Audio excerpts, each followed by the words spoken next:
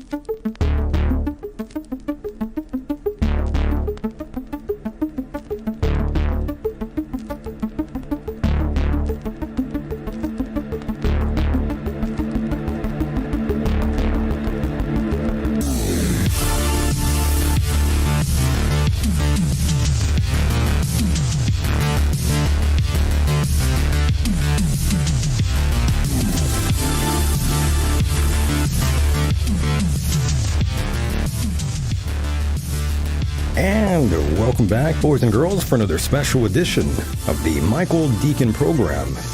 Greetings, everyone. Here we are, live and direct, and in the flesh. No guests tonight, by the way. It's just you and me on this journey through space. Well, not really space, just through asteroids, evidently. First-time listeners out there, thanks for finding us through the darkness of the interwebs. We aren't easy to find, not since this program was shadow banned and kept far away for many natural organic years.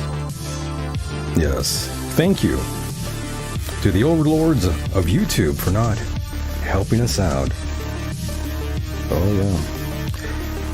Oh yes, my God. Lots to discuss here, people. I'm glad you're here. I'm glad you are here. Let's kill the music now. Yes, I enjoy that long intro there. I hope you guys don't mind too much. I think it sets the mood. Now, without further ado, let's bring in my co-host, Mr. Mike Hideous, who is patiently waiting. What's going on, Mike? Hi. Hello, Mr. Deacon. Hello. I'm sitting on one of those asteroids. Are you? Yeah, pretty cool stuff, man. Is it going in and out of your rectum? Okay, we've already crossed the line. Is the show over? It might be. What happened to PG, man? I don't know. You know, it happens. How are you, Michael? I'm good. I can't say otherwise. You know, I'm just happy to be alive. And, you know, I have a number of things to discuss with all of you out there, but yes, it's always an honor and pleasure to have Mike here as my co-host. And by the way, you too can get involved, join in our conversation here by dialing 424-666-2425. Don't be scared. Step it up. Now that we got that out of the way, Mike, I'm telling you, I'm just thankful to be alive right now. Why is that? Well, boys and girls, boys and girls and Mike, something crazy happened to me just a few days ago, just like what happened to you, Mike. Oh, right. It happened to me. Yep. I had to drive up the mountain near Viejas Casino, which is near Alpine, by the way, and I checked the weather, and all I saw was the possibility of rain. But little did I know, Mike, once I got up there, it started snowing. Mm-hmm. And, you know, Mike, I fancy myself as an excellent driver, and those skills were put to the goddamn test just a few days ago in a major way. In a major way. I mean, Mike, you got to understand, I'm from the desert. Mm-hmm. It doesn't really snow that crazy like that. Sure, no, of course not. I've been through the snow and all that, but this was the first time I actually had to drive through like a really heavy sort of downpour of snow. Was there a lot of snow on the road when this happened? There started getting a lot of snow on the road. It started snowing really hard. Okay. And, well, the visibility was awful, lots of fog, and I honestly couldn't believe it was snowing that hard. But anyways, Mike, the car began to tailspin. Right. And I began shifting like I was on the set of The Fast and the Furious, that awful movie. It was shifting, and it was the scariest thing in the world, Mike.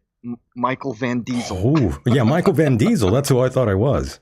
I was drifting. I even got the tire pressure. Yes. Little thing came on. Yeah, so, Mike, I nearly died.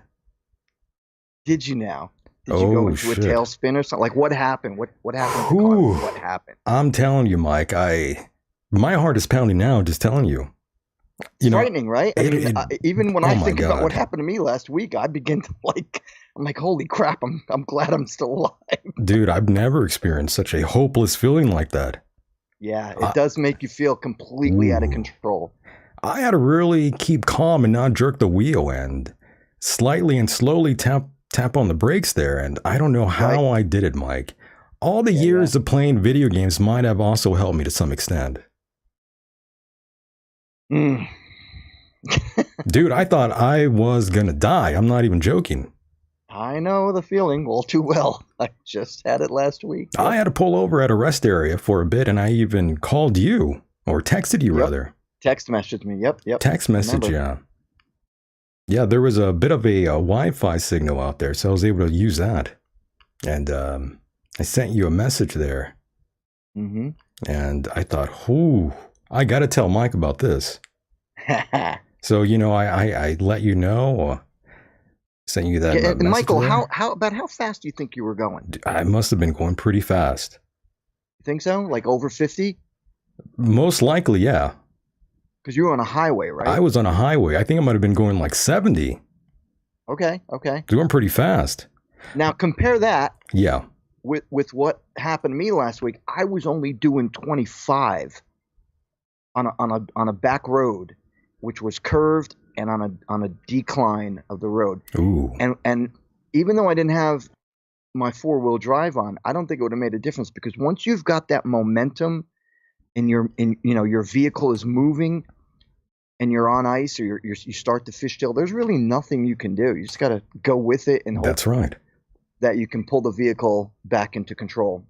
Now I'm traumatized, Mike. It was a holy shit moment. If there ever You was should see one, a psychiatrist. I might have to. Luckily, there was no damage to the car at all. And Mike, something must have protected me. I don't know if it was God, Satan, Allah, whatever God that's out there. I don't know, but I apologize to the haters out there. Those of you out there who hate me and want me dead, I apologize, but I'm still here. There you go. I'm still here, so screw you. Now I have such a deep respect for those in colder regions of this country who have to drive on roads like that, Mike. May I ask what kind of vehicle you were driving? Is it your? No, it was a small beat up car. It was a small car? It was a small shit car. That has a lot to do with it too. The smaller the vehicle is, I think, the less weight it carries. So once that momentum is going, it didn't even matter. It doesn't matter. It's like you're sailing on the ocean. The thing is, it was the wind as well. We had some powerful winds up there, and I hate to make this into a weather show here, but I got to be honest with you guys that, oh my God, I almost died. Mm-hmm. It was insane, but again, a newfound respect for all of you out there in the East Coast. I'm still a bit shaken up by all that, and that area that I drove through, Mike, it's notorious for wrong way drivers as well. A lot of drunk bastards drive the wrong way on that highway. Right. And this all happened in the day. So yeah, fortunately, it wasn't like you couldn't see something, that you were sliding into. And in the chat room, it says, Michael, maybe a snowmobile in the future? ? I might need one now. I saw that. Me too. I might. Dude, I might need that one. or a sled with some reindeer. Yeah. So, Mike, well, I'm glad you're okay, Michael. Yeah, so am I. I thought I was going to die. I mean, I didn't think I was going to be here doing the show, talking to any of you. Seriously, my life has changed in a matter of moments here, Mike. I appreciate just waking up now. Not that I didn't before, but now even more so. And I don't know, it really changed my perspective on a lot of things now, to be honest. And, this isn't the first time. Are you born again? No, not at all. But this is not the first time, though, that I've cheated death, though, Mike. Mind you. I fell down a crazy flight of stairs, Mike. Did you? A couple years ago, yeah, moving furniture for a friend of mine. Since I'm such a good friend.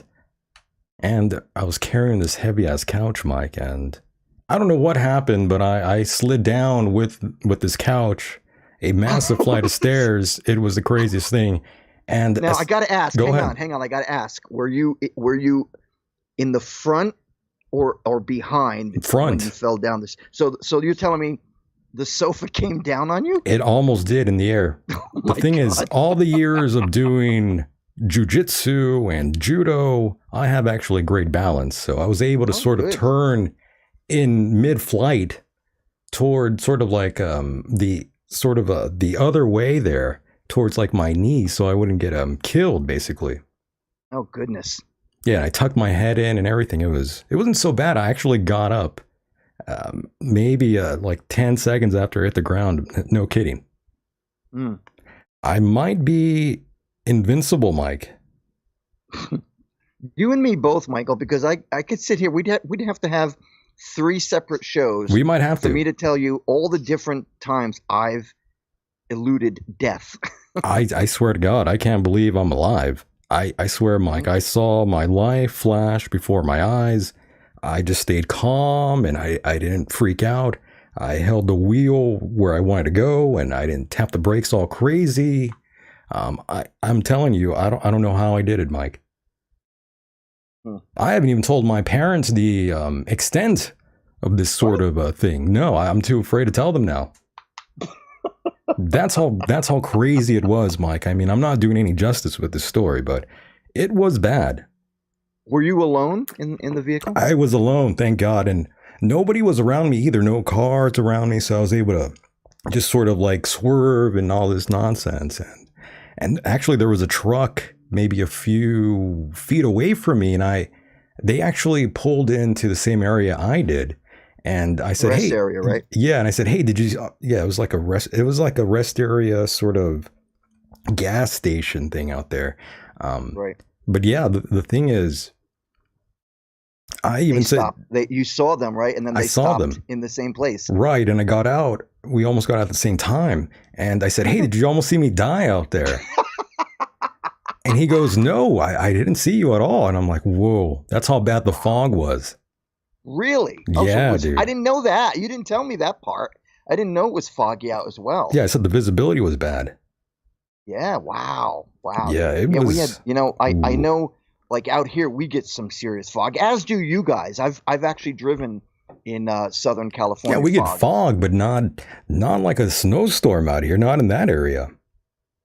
Right. Yeah, we just had some thick fog 2 days ago here with the temperatures going up and down. You got snow melting. You've got cold air coming down, or warm air, whatever it may be. Yeah, warm air, and then the snow melting. I'm just shaking my head. I'm just shaking my head as you tell me this, Mike. I mean, again, I am scared out of my mind now of a storm, a blizzard, like all of you out there in the East Coast normally have to deal with. Again, newfound respect for all of you out there. Well, everybody's glad you're okay, Michael. I hope so. Because it was almost the end of me, Mike. That's for sure. Mm-hmm. Thank God. But now that we got that out of the way, we could have fun here. We could do our thing here, Mike. Right on. Lots of fun to have here. We have a call here, a caller. Some old little lady took this guy to town here, Tim Weisenberg. He's the show host, Mike. I wanted to play a little clip for you. This was brought to my attention. And this is some guy on a, small little radio station. And I forget exactly what area he's in. But this guy had like a paranormal show at one time. This is the Tim Weisberg show out of 1420 WBSM. And why do I know that name? Did you have him on the show? No, I would never have him on the show. Okay. Okay. That'd be a bore. Oh, all right. Pretty boring. The name sounds familiar. I almost feel like we did an interview with him, but if you say no, then we did not. All these people have names that we've heard of before. That's probably it.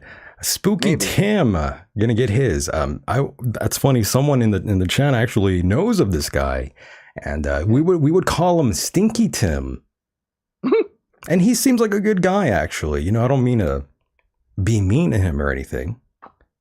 Not trying to be a jerk here. Is that the handle he goes by, Spooky Tim? Spooky Tim, yeah, he has like a paranormal show. It's called like Spooky South Coast or Spooky something. But someone sent me this clip here, and they thought I would find it funny. I did, but actually I think you would find it even funnier, to be honest. So I was like, maybe I should play this clip for Mike on the show. All right. And that's what we're going to do here. But backstory here, just a little context for those that don't really know the way, these radio stations make money and, they have sponsorships and all that jazz. And for the most part, Mike, these people that get sponsored on the radio, they usually get a discount for whatever product that they're throwing out there. Right. And, this caller didn't exactly know the extent of what she was sort of throwing out there, but she was pretty much on the money there. And if she would have known that he was getting a discount, it would have made things a lot funnier in this phone call. But let's play that call there for you, Mike. Are you ready for this? Let's hear it, brother. Let's do it. 0500, you are next on WBSM. Yeah, once again, you're full of yourself, Tim. You and that guy, the last caller, complaining that callers calling to the show and complain about this and that, but they have no solution for the problem. Do you have a solution, Tim? No, what I said was that sometimes you do have frustrations and that you just want to vent those frustrations. And it's not always a matter of needing to have a solution. So I was trying to kind of disagree with the caller a little bit in that. This guy's eating the microphone, by the way. Is he maxing out? Yeah, you can. It's overloading really badly, and I'm not sure why he's eating his microphone there, but ooh, it's bad. Let's keep hearing this. Way that we don't expect You're trying it. to water it down. No, I'm not. Please. What is Biden, what is your president doing in the Ukraine? What is he really doing there? What do you think? No, I'm asking you. I asked you first. I think we need to keep our noses out of foreign wars. And if you ask me business. if you ask me what I honestly think, I think they're trying to come up with a plan to try to get this through a resolution. Yeah, what kind of resolution? I don't know. In Biden's favor? In your favor? Because you're a Biden lover, right? I am not a Biden lover. Yeah, you defend him all the time. I can't say anything bad about the guy. No, you can question his policies, you can question his decisions. I don't let people question his mental status. I don't let people question the way that he speaks. I don't think he should have went there. Do you think that was okay that he went over there? I mean, I think it's probably eventually you can't just have those discussions remotely. You know, you've got to go there. Zelensky came here. Are complaining that he didn't go to Ohio, and come on. You don't think he should have went to Ohio first? I mean, oh, there you go. I know. I mean, I would have said this about Trump too. I don't know that you have to go in that situation to go to that situation. America first, Tim. Always America first. Always. We need to stay out of foreign wars that are not our wars. Look what happened in Vietnam. How many of our American boys did we lose there? It wasn't our war, Tim. What have you got to say about that one? That America first is an idiotic thing to say because we live in a global world now. It's your country. You live here. I don't care about the stupid borders that people drew to make an imaginary distinction between me and other people that live in the world. I think we're all citizens of the same world. So you're okay with these foreigners coming in, and you don't. Not only am I okay with them coming in, I hope they get your apartment. How about that? I hope they move into your backyard. I'll let them come in. I'll buy them a tent. It is because you're defending them. I'll buy them a tent. They're bringing diseases here. He'll buy them a tent, Mike. Oh my God, I have so much to say about that. They're killing our younger generation, and you're okay with the whole thing, Mr. Weisberg. I don't think they're nearly as hateful as you are. So, really, well, I'll tell you, I don't believe in what this government is doing. We are so corrupt. Okay, that's fair. Repair. It's getting very bad. And you with your sandwiches. Let's get into that. It's okay to go to a restaurant once in a while. You can't go to a restaurant every day and expect to have good health. They've got chemicals, preservatives in those food. Well, they've obviously affected your brain. So, yeah, I'm now a little bit concerned. Keep having all them new sandwiches. That's fine. But you just can't eat in a restaurant every single day. And you know that. And you know that I don't, right? You're promoting. Trust me, he eats at restaurants quite a bit. Oh, you know. I'm telling you, he eats a lot at restaurants. Let's put it that way. You know, I got to make one comment. His comment about if they cross the border into his yard, he'd buy them a tent. You know, he's really full of shit because I'd like to see him. He would not. Come on. Of course, we both know he would never do that. They turned away everybody when they sent them up to the Hamptons. All the immigrants that or Martha Vineyard, whatever the hell it was, and they were all like, "Oh, we can't have them there. We can't." See, this guy has all the answers, but he has no idea how to lead. It's terrible. And yes, greetings to those from Poland. We love that you're here. And yes, well, Spooky Tim is a bigger fool than ever imagined. Yes, that's why we call him Stinky Tim. He's living up to his name. Go ahead, Mike. That's it, brother. All I'm saying is that this guy, he's terrible. He's got a lot of hot air in him. He's got all the answers, but he has no idea what it's like to lead. So he should shut his mouth. Oh, he's clueless. He's clueless. I only wish that caller knew of that whole discount thing. And that's why I'm like, you know what? She's more right than he's even admitting there. It's the funniest thing in the world to me, to be honest. That was a woman? That was a woman. Sounds like a guy, but that's maybe just an older woman. An older Jew lady, probably. A Yenta? She's talking like a Yenta. But but she's making a good point, though. Come on, Michael. I know what a Yenta is. There we go. There we go. Sounds familiar. Hey, quick. I'm sorry, I don't want to interrupt you. I just want to make a quick shout out to my friend Dr. John, who had surgery last week. Hope he gets better. Is this the same Dr. John that told you you should get vaccinated? Yes, we both did. And now we're both sorry for it. But in any event, get better, Dr. John. We're thinking of you. Well, I don't know what to say to both of you men. Oh, don't start. I don't know what to say. We already know that it was not a great idea. I'm telling you, it wasn't coming from me, so don't get mad at me. This was coming from other doctors. That's why you should always get a second recommendation before you do anything like that, or else you end up getting vaccinated and then your heart stops working. I'm getting palpitations right now. Yeah, I know. I'm going. I have a doctor's appointment this month. When is it? The 12th or the 11th? I can't remember. But I intend on speaking to my doctor, my primary care doctor, about the shortness of breath that I've been having. Well, you know why you have that? Because I'm in love? Because you were snorting the vaccine. That's what happens. No, I was snorting salt. Salt. Well, I hope both of you get better. I apologize for being mean to you there. Didn't really mean it. I don't want either one of you to get hurt, but yes, sometimes we make mistakes in life and, these things happen. Yeah. And again, I didn't mean to take us off the subject of what we were just on. I just wanted to throw it out there that Doc had a very serious surgery on his spine and he's in a lot of pain right now. So my heart and feelings go out to my buddy, Dr. John, and I hope you get better soon, buddy. Dr. John. Yes. We love you. Don't worry.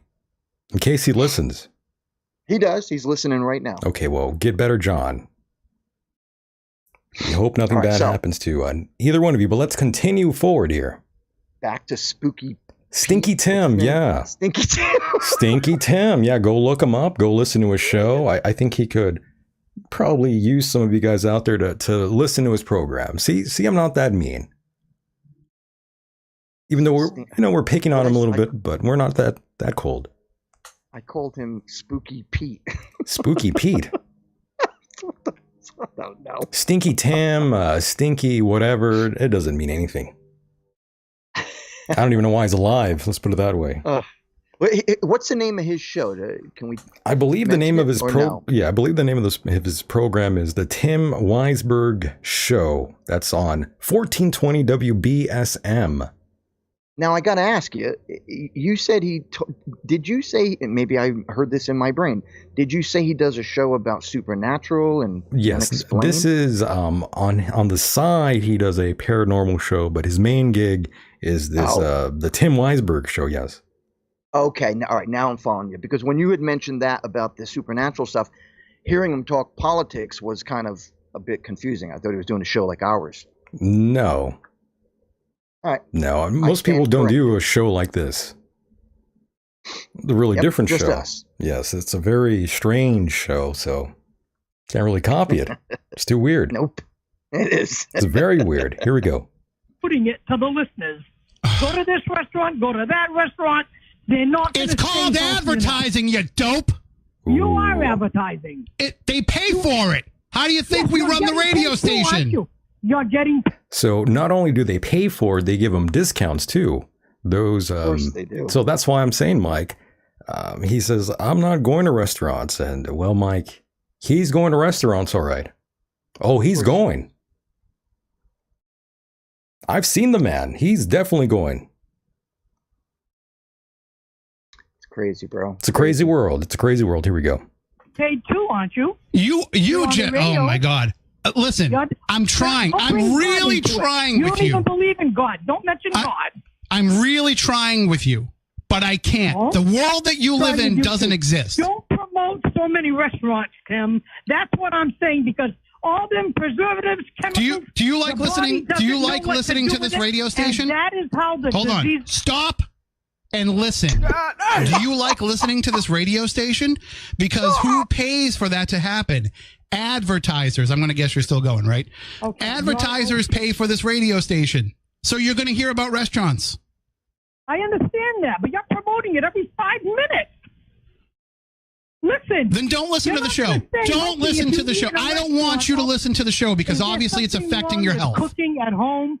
Can't you cook at home once in a while? Did you not hear me talk about at the beginning of the show how I cooked at home? Tim, love that. The human body doesn't know how to handle all the stuff that's coming. I will do whatever it takes to not turn me into you. That's how the disease is. That's enough. Couldn't handle it. Now, I got to make one comment. This guy got bodied, by the way. He made one comment that I have to agree with. Go ahead. She doesn't like the show, she shouldn't listen. Sure. She shouldn't listen if she doesn't like the show, but she also has the right to say those things that she did. No doubt. Absolutely. I support that 100%. I'm pretty sure he was being a little bit of a you-know-what, and that's why she called in. Yep. Yeah. I agree. Every once in a while, you get those calls and emails as well, whether they're Instagrams or whatever, tweets. Yeah, but you know what it's like to be a personality. Sure. Who you get people who hate what you do. Of course. I've 30 years I've been doing that, and I still get people that tell me to F off and that they hate my stuff, and I'm like, well, why do you listen? Yeah, why do you listen? Why do you even care? But yes, that was a fun call. I like that one, and let's give him a round of applause. That's the Tim Weisberg Show, boys, girls. Go and check that out one of these days, if you want. Yeah, that was good though, right? Very interesting, to say the very least. The poor man got destroyed. Yeah, the comment though about him saying that he'd get a tent for anybody that crossed over the border, the invisible line. You know, he ain't people doing that. He's just so full of crap. You know, again, if he understood the severity of what is happening by letting so many, no other country does this. Not one on the planet does this. Even Mexico, you can't cross into Mexico without getting arrested. Pretty wild. All these PC leftists. Well, they liberals, all talk. They all say these sort of things, but when it comes down to it, they wouldn't actually go through with anything that they're saying. Just irks me, man. Irks me. Yeah, I know. I understand that, Mike. I get that. That's why I wanted to show you that clip. I thought it was pretty fun. Indeed. I like that one. I'm like, I need to start hearing the show now. Just to hear him fight with these people and listen to him get buried. That was quite an interesting one. I'm glad you liked that one, Mike. I'm glad you did. So what else has been going on with you, Mike? I just wanted to quickly ask you. I don't think I really asked you. With me personally? Yeah, everything's cool, right? You're okay? Yeah. Kinda. You know. I got my vehicle fixed yesterday. Okay. I got the new windshield. I got the new rearview mirror. They fixed the door. I had to get a new headlight as well as a few other things. So there's that. I mean, it wasn't the bill wasn't as bad as I expected it to be, but I got to tell you, I was pretty upset after that accident last week. I just felt bad because I got that vehicle less than 2 years ago. I know, 2 years ago, and it was already damaged. Yeah, and I felt like I ruined it. And not for nothing, but I'm not in a position where I have loads of money. Although the internet seems to think that Mike Hideous is worth what was it, $1.5 million? A lot of people assume crazy things like that about me, about you, that we're just rolling in money, and it's like, yeah, okay. If we weren't rolling in money, we would not be doing the show. That's for sure. We'd be far away from any of this. Let's put it that We way. certainly wouldn't be doing it on YouTube. We'd probably have something better. No, we wouldn't even be doing anything like we wouldn't be doing this. Let's put it that way. That's right. We'd buy an island somewhere and just Hang hang out out and drink beer, hang out with Jeffrey Epstein, rent some hookers. rent hookers. we get far away from all this. That's true. Yep. That is a fact. But no, there's no money coming in. There's no $1 million sponsorships. All that's gone out the window. Mm. It's long gone. We don't give a shit about that anymore. All I was saying is that I'm on a very limited budget. I'm the first to admit it. And I didn't want to have to go buying a new car because the insurance company would have totaled my car. That's They right. would have totaled. But I had to get it fixed because I'm not in a position to go buying a new car. But otherwise, everything's okay. Everything's cool. It's snowing. Okay. It's snowing again out here, but we're coming to the end of it, so I'm kind of looking forward to it. I think in a week and a half, the clocks get turned ahead, No, so that's a good thing. I don't like that. Yeah, I know you don't like. I'm not a big fan of it either, but when it does happen Yeah. and we get more sunlight, I'm all about that because I like. Yeah. I get that. I like despite more the- sun. Despite the common rumors of me being a vampire and liking the dark, I actually do like the sun. I know you're the first goth I know that likes the sun. Not like I get tans or anything, but I know you are really pale skinned there, Mike. You think so for Yeah, you're an like- Italian? For an Italian, you're like powder. No, that's a little too white. You're not that white. Years ago when I was still a young musician, and I went out to L.A. and I met with Sean Brennan, the Yeah. lead singer of London After Midnight, and another guy by the name of Ron Hex from a band called 11th Hour. And I was basically going out there to scout how I could get Empire Hideous out there to play gigs. Now, mind you, this was 1991, I think. Long time Possibly ago, not. different Long time. time ago. Yeah. And Empire Hideous was still in its new, we still weren't even popular yet. Nevertheless, I went out there and there's a picture of me because we were at the club and they were like, we were signing autographs and stuff. And there's a picture of me, Ron, and Sean. And the two of them who are on opposite sides of me, they're wearing like white face and black lipstick and dresses and PVC. And there's me not wearing any white face. I look like I have a tan compared to them, just looking like my cowboy self. And that's pretty So wait a funny minute. to You were mention telling I was me pale. you were wearing white face, Mike, and that didn't I offend wasn't. you. No, I wasn't. Oh, you I weren't wasn't. wearing the white face. Okay. They were, but I wasn't. And did that offend you? No. What I'm saying is that it looked like, not for nothing, but when I played a gig out here, I've never worn white face in the whole gothic makeup department. I see. Mind you, when I was in the Misfits, I wore the white face paint, but that was because I was portraying the part of a vampire zombie. But in Empire Hideous, I was just Mike Hideous being me. The only makeup I really wore was some eye makeup, maybe a little enhancement on the cheekbones. So you were and playing a maybe- guy playing a guy. Right. In other words, okay, yeah, you were a guy playing a guy who's another guy. Right. And Okay, all I'm I saying got is you that now. the picture between Yes. me between the other two guys, they were wearing the white face, pale as anything. And then there was me, this guy from the East Coast who looked like, I had a tan. A spray tan. You remember that, by the No, way? People would hey. wear, they would do that whole spray tan thing. That was a little Yeah. much. Donald Trump. Well, yeah, that's true. He likes that for some odd reason. I'm not quite sure why anybody would want to spray tan themselves. I always thought that was like a Guido sort of thing to do. I don't know what it is, but I think it's ugly and I would never do it. It's a very Italian thing to do. You think?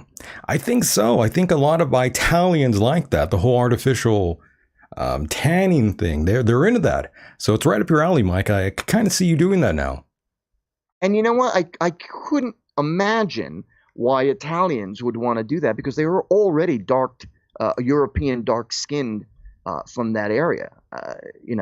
The Greeks, the Italians, even some of the Jews from Israel and the Arabs. The Jews. That's an that's an area where a lot of people have dark skin as a result of the climate and the location on the equator, longitude, latitude, where they are on the map. You get a lot more sun, you get a lot more darker people. So why an Italian would consider getting a spray tan is beyond me. Yeah, you guys are already kind of dark. That's why I'm like, Mike, you're not Caucasian. You're Italian. There's a big difference. That is true. It is true, Mike. You got to accept it. I'm beginning to now. You have You've been to. Forcing it on me. I know. I've been really driving it home for you. It's hilarious, though. I wonder if anybody randomly comes across this and they're like, what is he talking about that they're not white? I'm like, well, believe me, they're not white. Who, the Italians? That's right. You're not white either. I guess it's just a matter of opinion, I suppose. I mean, I was born and raised here, so I consider myself 100% American Caucasian. But my background is Italian, a little bit of German and Swiss and Dutch. Yes, a Black Italian. Black Italian. Yeah, you consider yourself Black Italian. That's what I'm saying. That's what I'm talking about. So, Mike, I know you had something to share with us here. You had some sort of story, some sort of news article, something that was on your mind. I think you wanted to bring up here before, before I get things. Yeah, go ahead before I drive the show down. Okay. Because I'm going to do that here pretty soon. Oh, great. Oh, yeah. Well, tell me what you think about this. Go ahead. So, I read a little bit of information today, or I'm sorry, yesterday. The Yenta from the Yentas from The View, the chattering Yentas from The View, had been talking about this terrible East Palestine, Ohio train tragedy where they, all these chemicals have now leaked into the water, into the air, have killed thousands of animals, people's pets, cattle, chickens, birds, anything in the area, in addition to getting in the air. Yes, it's a huge ecological disaster. Right. And as you know, the government basically did what they call a controlled burn and let the thing burn out. Then they told everybody to go back into the area, and people are having problems, health problems, so on and so forth. Now, the President Corpse did not go to this area to do anything. As a matter of fact, I don't think maybe Buttigieg did, maybe he went, but I don't think anybody from the administration went there to do anything. They don't give a shit about anybody. Well, of course not. Donald Trump went there. All right. So the Yentas on The View make a comment. Get this. They blame Donald Trump for this catastrophe and what is happening. And all the people, as they said, the people that were in that area voted for Donald Trump. And by the way, you say Yentas like they're Italian. Are these women Jewish, actually? I kind of forgot. A Yenta is... Well, that's mostly a Italian woman that banters a lot. No, actually, that's a Jewish woman who banters a lot. Or that too, yes. But are these women actually Jewish, though? I mean, I think that's kind of Joy Reid isn't she? I believe she might be. See, and that's the issue right there, though, Mike. The fact that she's Jewish, I think, is the biggest issue, in my opinion. That's one of the biggest problems I have. If you're a Jew, I get a little angry. Oh, my. Yeah, I get offended by that. Well, I'm not sure what their actual religious backgrounds or ethnic backgrounds are. And I don't care. When I use the term Yenta, it's a funny term to describe a chattering, pain in the ass woman. Right. So, yeah, I have comments and terminologies for guys who are pains in the ass as well. But Yenta is like a Jewish woman chattering. Right. Right. There you go. So they ended up blaming not only Donald Trump, but making an issue that it was because of all the Trump voters in that area who voted for Trump, who in turn allegedly took off the environmental protection services for such types of catastrophes and disasters. And can you believe? I mean, they're blaming Trump. He's been out of office for what, 2.5 years, and they're blaming him for this incident. I blame the Jews. Actually, absolutely absurd. That's actually who caused it. It was the Jews, I believe.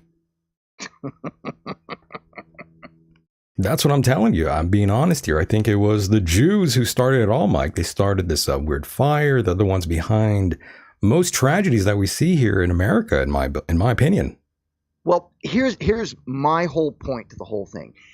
It is this woke generation of people, and it's not just young, it's older people like Joy Reid, who they talk about themselves, their left political selves, the Democrats, the liberals, the PC people, and how humane they are and how decent they are to other people. But when it comes to the right and anybody who voted for Trump, well, there you go, is a Republican, you are on their die. You're on thin ice. They don't give a damn. No, not even thin ice. They don't give a living crap if you die or not. They don't care. They think that without anybody who is a Republican, we're better off. That's what they think. And that's what they're getting to here. In other words, the reason Ohio people are suffering so much is because they are right-wing and voted for Trump, and therefore everything he did was wrong for them. So they don't care about anybody on the right. It's all about the left agenda, period. But yes, there's a mass die-off out in those areas, Mike. Lots of animals, like you mentioned, thousands are they're sick, they're dying, all because of the Ohio train derailment that, of course, released all kinds of toxic chemicals in the air and in the water. And of course, you got the government telling you, go ahead and drink the water. It's no big deal. You're not going to get sick. It's all good. Drink it up. Can you believe that? It's pretty wild. But that's the state that we live in, Mike. And you could thank the Jews for that. And by the way, caller, go ahead. You are live on the air. Did you like the way I did that, Mike? Very nice, professional segue. Even mentioned the Jews. Go ahead, caller. Is this a Jew? Yes, I heard the term Yenta, and that was my MK Ultra. That was your cue. Yeah, that was your cue to call in. Yes. I love that. Yes. So, yeah, that was it. That's all it took. Nice. And so I go ahead, Jew. Went on a Alec Baldwin shooting spree, and I was shooting blanks the whole time. It was incredible. Shooting blanks. That sounds like every older politician that we've ever heard of. Is this someone that I've heard of before? Is this Dean? Yes. Is this Domino's? Oh my God, Michael! I'm so sorry. Oh my God! You must have had me on the wrong number there. The 555 deal. Yeah. We don't have that here today. I'm so sorry. We were going to have to send an Uber. You know what? I was trying to get the twisty bread on the 555 deal. And this was such an accident. I do apologize. But since I'm here. Yes, since you're here. Glad you're here. Yes. Well, yeah. Yes. So good to be here accidentally. I'm so glad you're here, Dean. I'm very glad. Boys and girls, this is Dean Ryan. So glad to have him here on the program. Always a honor and pleasure. Go ahead, Dean, before we get crazy here. Oh, good. Thank God I called before the cray-cray happens. One of the Michaels brought it up, the Ukraine. And yes, isn't it crazy that that Donald Trump has inspired a humongous catastrophe just to get the blame on him? It's pretty good. And I'm thinking to myself, what happened to the old days when we could blame Bush? Yes. So I remember that. I'm trying to bring that back. I want to bring back blaming George Bush because I think Good for you. That's how retro I am. He's keeping it real. But keeping it real. Yeah, yes, real 20 years ago. But just a quick tidbit. And thanks for accidentally having me on. And yeah, actually, I'll be doing Friday Night Rumble tonight on Rumble. And the Michael Deacon viewers, if you haven't added Michael Deacon's show on Rumble, then you really ought to do so because there's going to be a day that you're going to say, "Wait, it's been 2 weeks. Where's Michael? What's going on here?" And now's the time to do so. But And I do want to invite both of you guys on Friday Night Rumble tonight for these big issues. But let me tell you, in regards to Ukraine, here's the skinny, is we know, Ukraine, see Freudian slip, Ohio. Ohio, there you go. Is in the run-up, yeah, I know, it's terrible. It's Friday. But in the run-up to not only move all the money laundering, all the U.S. aid funds to Ukraine and all the weaponry, just the other day, just last night, you had General Sean Penn from the U.S. military on CNN with Wolf Blitzer, who is a former Mossad arms dealer. Yes, and Oy vey, I told you, Mike. Saying that, yes, yeah, and he is also a jewelry dealer too, and very cheap ones at that. But he was saying how he was showing for the Ukrainian military that Ukraine needs more F-16 fighter jets. They need more ammunition. Literally, the Angel of Peace was saying this on the heels of the United States now adding girls to the U.S. military draft. On the heels of Zelensky, the world's biggest drag queen president of Ukraine, saying that if Ukraine is going to lose this war, then the American men and women, you need to send your boys and girls here to fight this war for us. Literally. So this goes into Ohio, and the skinny is that they were transferring a massive, basically chemical weapons that were going to be sent to Ukraine, and there was a mishap, hence, the spill. And then because of the mishap, they decided to burn a controlled burn of vinyl chloride. Are you kidding me? So let me get this straight. If we're transferring gasoline and chlorine and all these chemicals that are perfectly stocked away on that derailed train, rather than remove them from the train, you're just going to blow them up? Makes no sense. Yeah. So there's some tomfoolery on top of a major mishap, and who's going to take the blame for that one? We're sending chemical weapons to Ukraine. The exact reason that we went to the Iraq war, because of chemical weapons, right? Of mass destruction. Yep. Yeah, we're getting led into another useless, mindless war once again, and that's what we're. If I may make a doing, comment, sadly, go ahead, Mike. I'm sorry to interrupt you, Michael, but I have to say this. This is how I see the whole Ukraine thing. I sincerely believe that it is the Ukrainians fighting the Russians who are standing between the United States and the world and World War III. That's how I see it. I think that the war in Ukraine between Ukraine and Russia, in other words, Ukraine is standing between the United States of America and World War III. That's how I see it. Yeah, well, if we could add to the menu NATO, which was supposed to be a preemptive or a preventative alliance, right, after World War II to protect Germany. Well, NATO is nothing but a war machine now. So you have NATO and you have the coalitions. If I just may add to you, all right, what you just said. The reason Russia is in this conflict right now is because of the United States pushing the European NATO movement. They lied to Russia. They were told that NATO wouldn't come past a certain invisible border to get closer to Russia. And so Russia is pissed at the fact that we are now pushing our military NATO, whatever you want to call it, function closer to Russia. Mm-hmm. With all due respect, I think if it was happening to America, we would do the same thing. So we're being lied to. Oh, yes, at the very least. Yeah. And it really goes into what happened in 2014 in Ukraine and Russia. The CIA overthrew their duly elected president. Then you have the people of Donbass and Crimea. They signed the treaty, a peace treaty, all those areas. Everyone's speaking Russian. They're all drinking vodka. Everyone's Russian.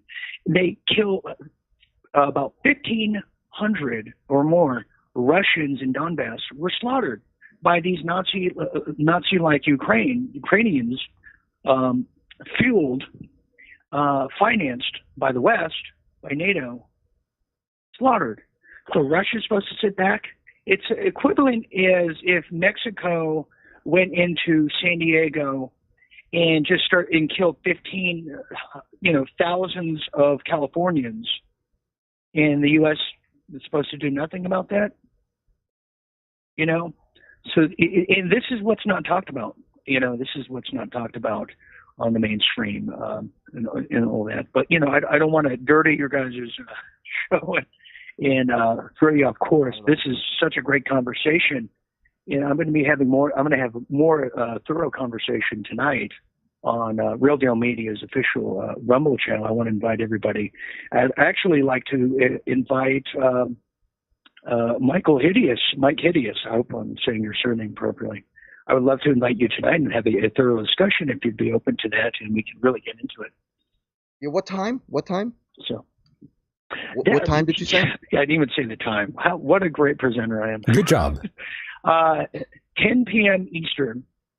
I would love to have Mike Hideous on. It's about time. Just a good segment. We can really get into Ukraine. I'd happily do it, Dean, but I just need to know where to go. Like, I don't know how you do it. So, sure. I'll provide Michael Deacon. And hang on. I'll tell you what. Why don't you? You're in connection with Michael, right? Does he have your phone number? Oh yeah.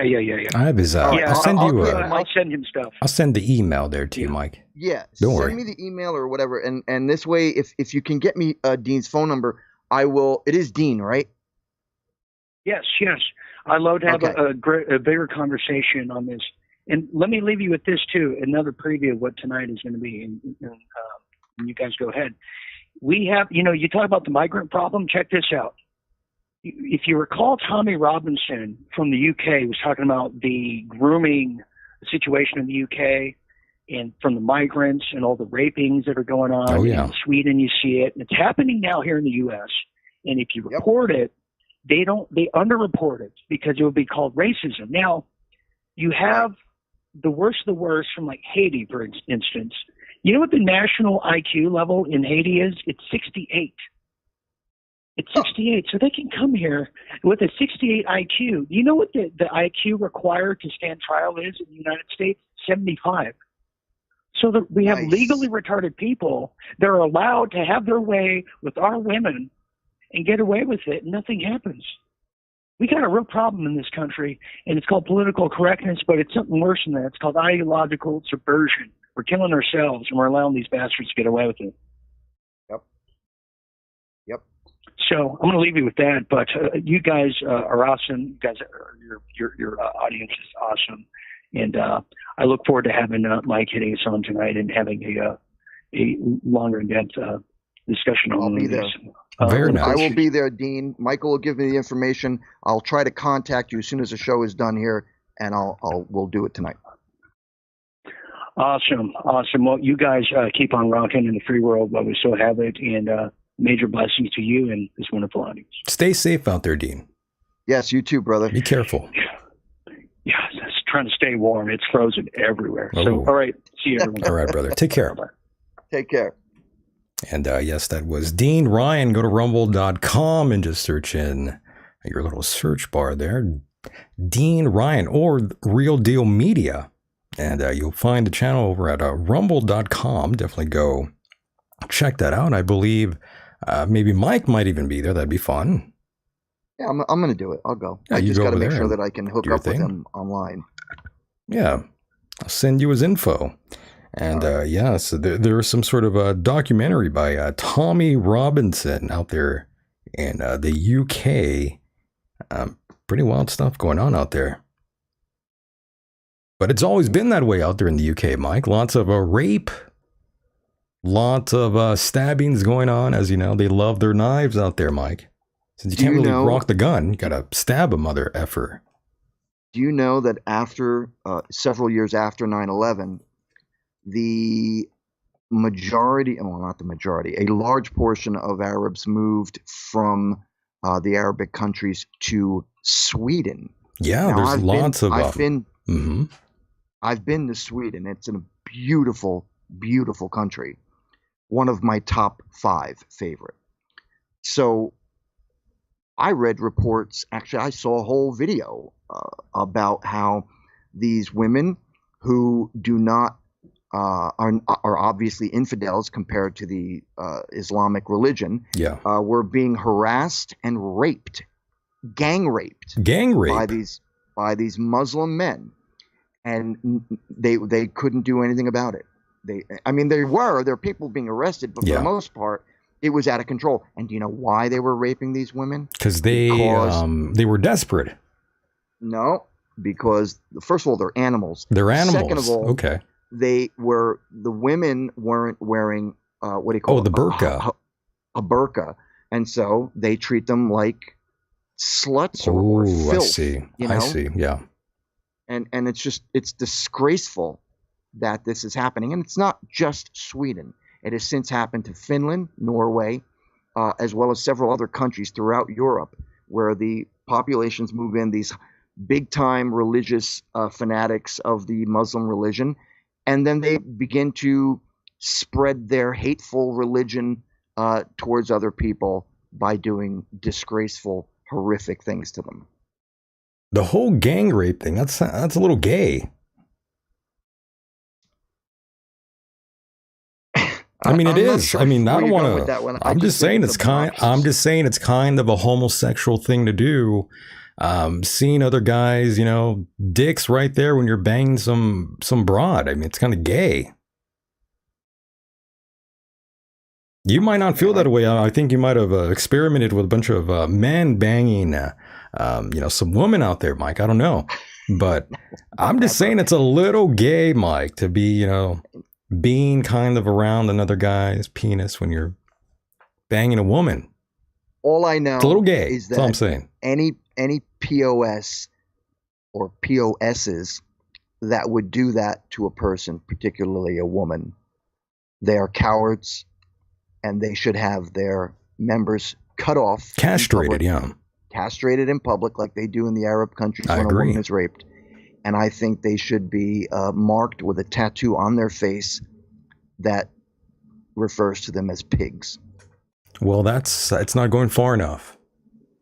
I agree. They should be tarred and feathered, Mike, like the old days. Right. I'm being nice when I say Hey, you're being PG here. Yeah, I am. I respect that, Mike. Yeah, these people are, anyone who does that to, I don't care what religion, that's true, ethnicity you are, anyone who does that to a woman or a person per se, man child, or boy, woman, girl, yes, man, anybody, you are a disgraceful POS. Rape is awful. You should be put to the stake. I agree. Wholeheartedly. And, that was one of the reasons why I was sort of backing Ron DeSantis out there in Florida, and I was going to say Florida. Florida. But no, you know what? Now I'm kind of backing away from that now. I'm thinking I don't really like a DeSantis anymore. Really? Yeah, I think he's terrible now. Wow. He's being a bit of a POS, in my opinion. Is that so? Why do you say that now? I think so. I just don't like what they're doing out there. They are trying to sign some bill that would kind of, require you to sign up to the state in order to talk about basically all of politicians out there in Florida, basically. Really? I was unaware of this. Yes, there's a new bill being proposed, I had read. So you can't really talk shit about any of these people, according to this new bill. Those out there in Florida, you would have to sign up with the state. If you're a so-called blogger, Florida bill would require bloggers who write about governor to register with the state. So basically, they want to dictate what you put out there, and you can't say anything that they wouldn't find appropriate. That's... Is that so? Yes. I'm gonna. If you get an opportunity, send me a link to this, because I really would like to read up on this. If I'm saying it out here, it's not bullshit. Let's put it that way. Of course, no. I'm backed I would love by the to facts. read about it, though. The details. Yeah, well, I'm telling you, it's a bill for bloggers to register with state. If you're getting paid to do anything, you got to register there, and you get a green light to go ahead and be a blogger and talk about what's going on out there in Florida. And I think that's too much. That's way too much. Yeah, the government shouldn't be able to tell you what you can or can't write about. Agreed. Yeah, I that's what, the First Amendment is all about. Yep, the bill requires that bloggers file notices of failure to file a timely report the same way that lobbyists file their disclosures and reports on assessed fines. And fines must be paid within 30 days. So, Mike, this is not good. For those out there in Florida, I think it's pretty awful. So now I'm, not really happy with any of these people out there in Florida now. Now I'm thinking that they're insane, like I always suspected. Furthermore now than ever before. Yeah, it sounds like state-sponsored propaganda, and that's exactly what that is. It's more Chinese-run BS, Mike. Please send me a link to this. I want to read more about it. That's what it is. It's terrible, and why anybody would back it is beyond my means of knowledge here. I don't know why anybody would want to. Yeah, it's just beyond belief. Wild times, and those are your people out there in Florida, Mike. They're my people. They're your people. Yeah, you like that? I'm like, they're your people. When you say your people, you being racist towards me? I might be. No, come on, Mike. I'm only racist towards the Jews. That's the real issue here. Well, that's what I'm told. Terrible. I'm told that all the time. But am I lying, though? Oh, I'm not going into that. Yeah, well, you don't have to agree or disagree. It's fine. I don't want to get us shut off. Their actions speak for themselves, Mike. I don't have to do anything. They prove it time and time again. Really? Mike is from Florida, not Jersey. That's what I'm starting to think. I agree with this person in the chat room. Wholeheartedly.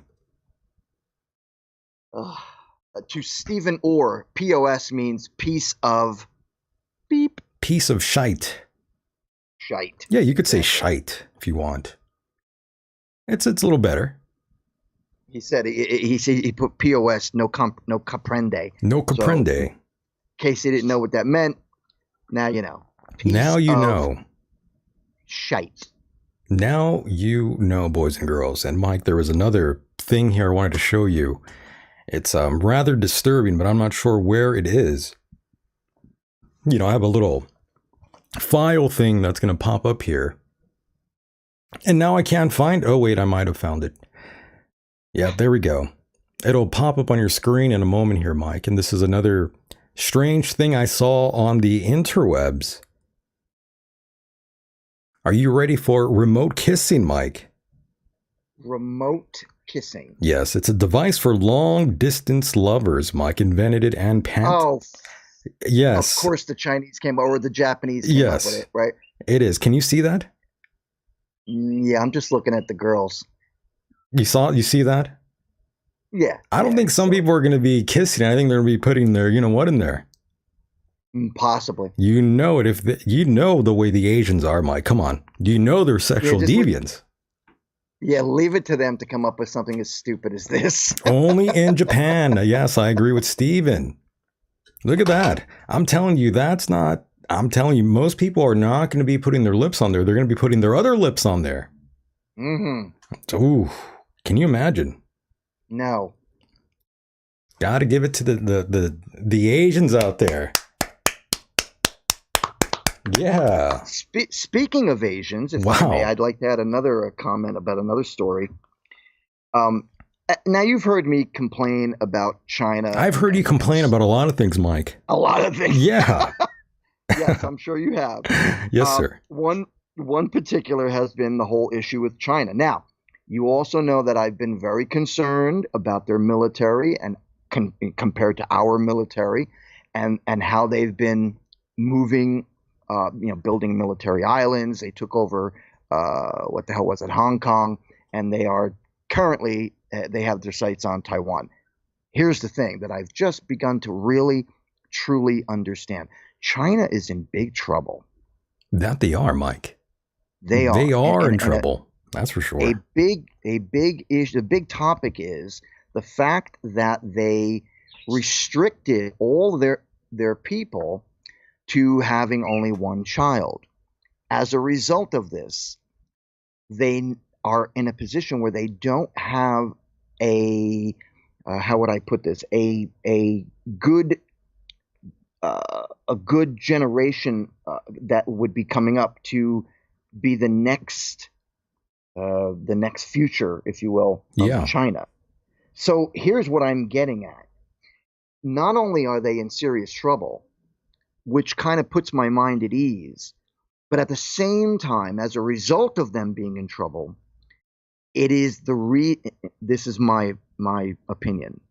It is the reason that they are making these moves now. Why? Because we have a president and an administration who will not do anything about their movements, be they rash or just incomprehensible. For example, there are Chinese people with money who are buying up farmland in America. In some cases, not too far from military or nuclear establishments in America. So it is my opinion that China is making all these moves based on the fact that A, they are facing a major financial crash in about 10 years, and B, because they have an administration in the USA who will not police them. There's something going on with these Asian countries, though. I mean, Japan they've also sort of gone away from marriage as well. It's been widely reported. Lots of Asian people and, what I'm trying to say is people in Japan, rather, are not getting married either. I'm not exactly sure what the situation really is in China, but the Japanese, they are staying single. They don't really care about relationships anymore. And furthermore, they've been saying that about us here in America as well. Lots of singles out there, lots of people that are single and ready to mingle, as they say. Well, my opinion about Japan, they should give Japan back the ability to create a military again, because if they did, they would be the best allies we could ever possibly have. I feel like we're going to sell a lot of these remote kissing devices that are being sold. Mike, I think a lot of our listeners are going to go buy this device and give it a review. It reminds me of a fleshlight, that sex toy that men use. It looks like a fleshlight. Yeah, there's even one with lips, by the way. Oh, Lord. I'm telling you. Thank the Japanese. I am. Thank you, guys. Thank the Japs for creating these things. There's a lot there. I mean, years ago, it was even been reported that there was going to be like sex robots and they're going to take over everything and people would be, going that route. But I don't think that ever really, it didn't really turn out the way people thought it was going to happen by now. It never really flourished. You mean with sex robots? Yes. I think we're not there yet. But we're not. It is happening. No. In fact, even Anton LaVey, the Black Pope of the Church of Satan, he even predicted back in the 60s. Really? The mid to late 60s that humanity would create a generation of slave droids. Wow. That would do anything we wanted. He's not wrong. He's very close to what's happening. Yeah. Sounds pretty accurate. Of course, with AI and everything like that, I don't think we're far away from that. And that's exactly what's going on with these sex robots right now. They are being implemented. They're being made basically, and they're using AI, Mike. Mm-hmm. They're being implemented by artificial intelligence. Yep. Pretty crazy. I mean, I'm not sure if I would, stick my member in a machine. It's a little crazy to me. Yeah. I don't trust a machine for that. Especially if it's plugged in. Exactly. Exactly. Imagine you're going to town on your expensive. You're going to town on your expensive human robot, and it ends up getting wet. Oh, and golly. there goes your member. Not only the member, the whole thing. Yeah, your whole life. Bang. Can you imagine dying that way? The paramedics No. come and they see you, you came all over your robot and you're dead. And then you become the laughing stock of the ambulance. Exactly. And the fire department for the rest of the year. You're like, he died with a sex toy on top of him. So I think there was another dead body. They're like, we got 2 dead bodies. And then the guy goes, oh, never mind. It's just a sex robot. It's just a doll. Don't worry. And she turns over and goes, thank you. There are men out there who have these weird relationships with dolls. Yep. There's like conventions and all that sort of jazz too. Isn't that sad? Dude, that it's is come to that? pathetic. If you can't get Pathetic. somebody like a friend, you have to rely on a Oof. sex robot to be your Wow. friend. You got problems. You might as well just kill yourself.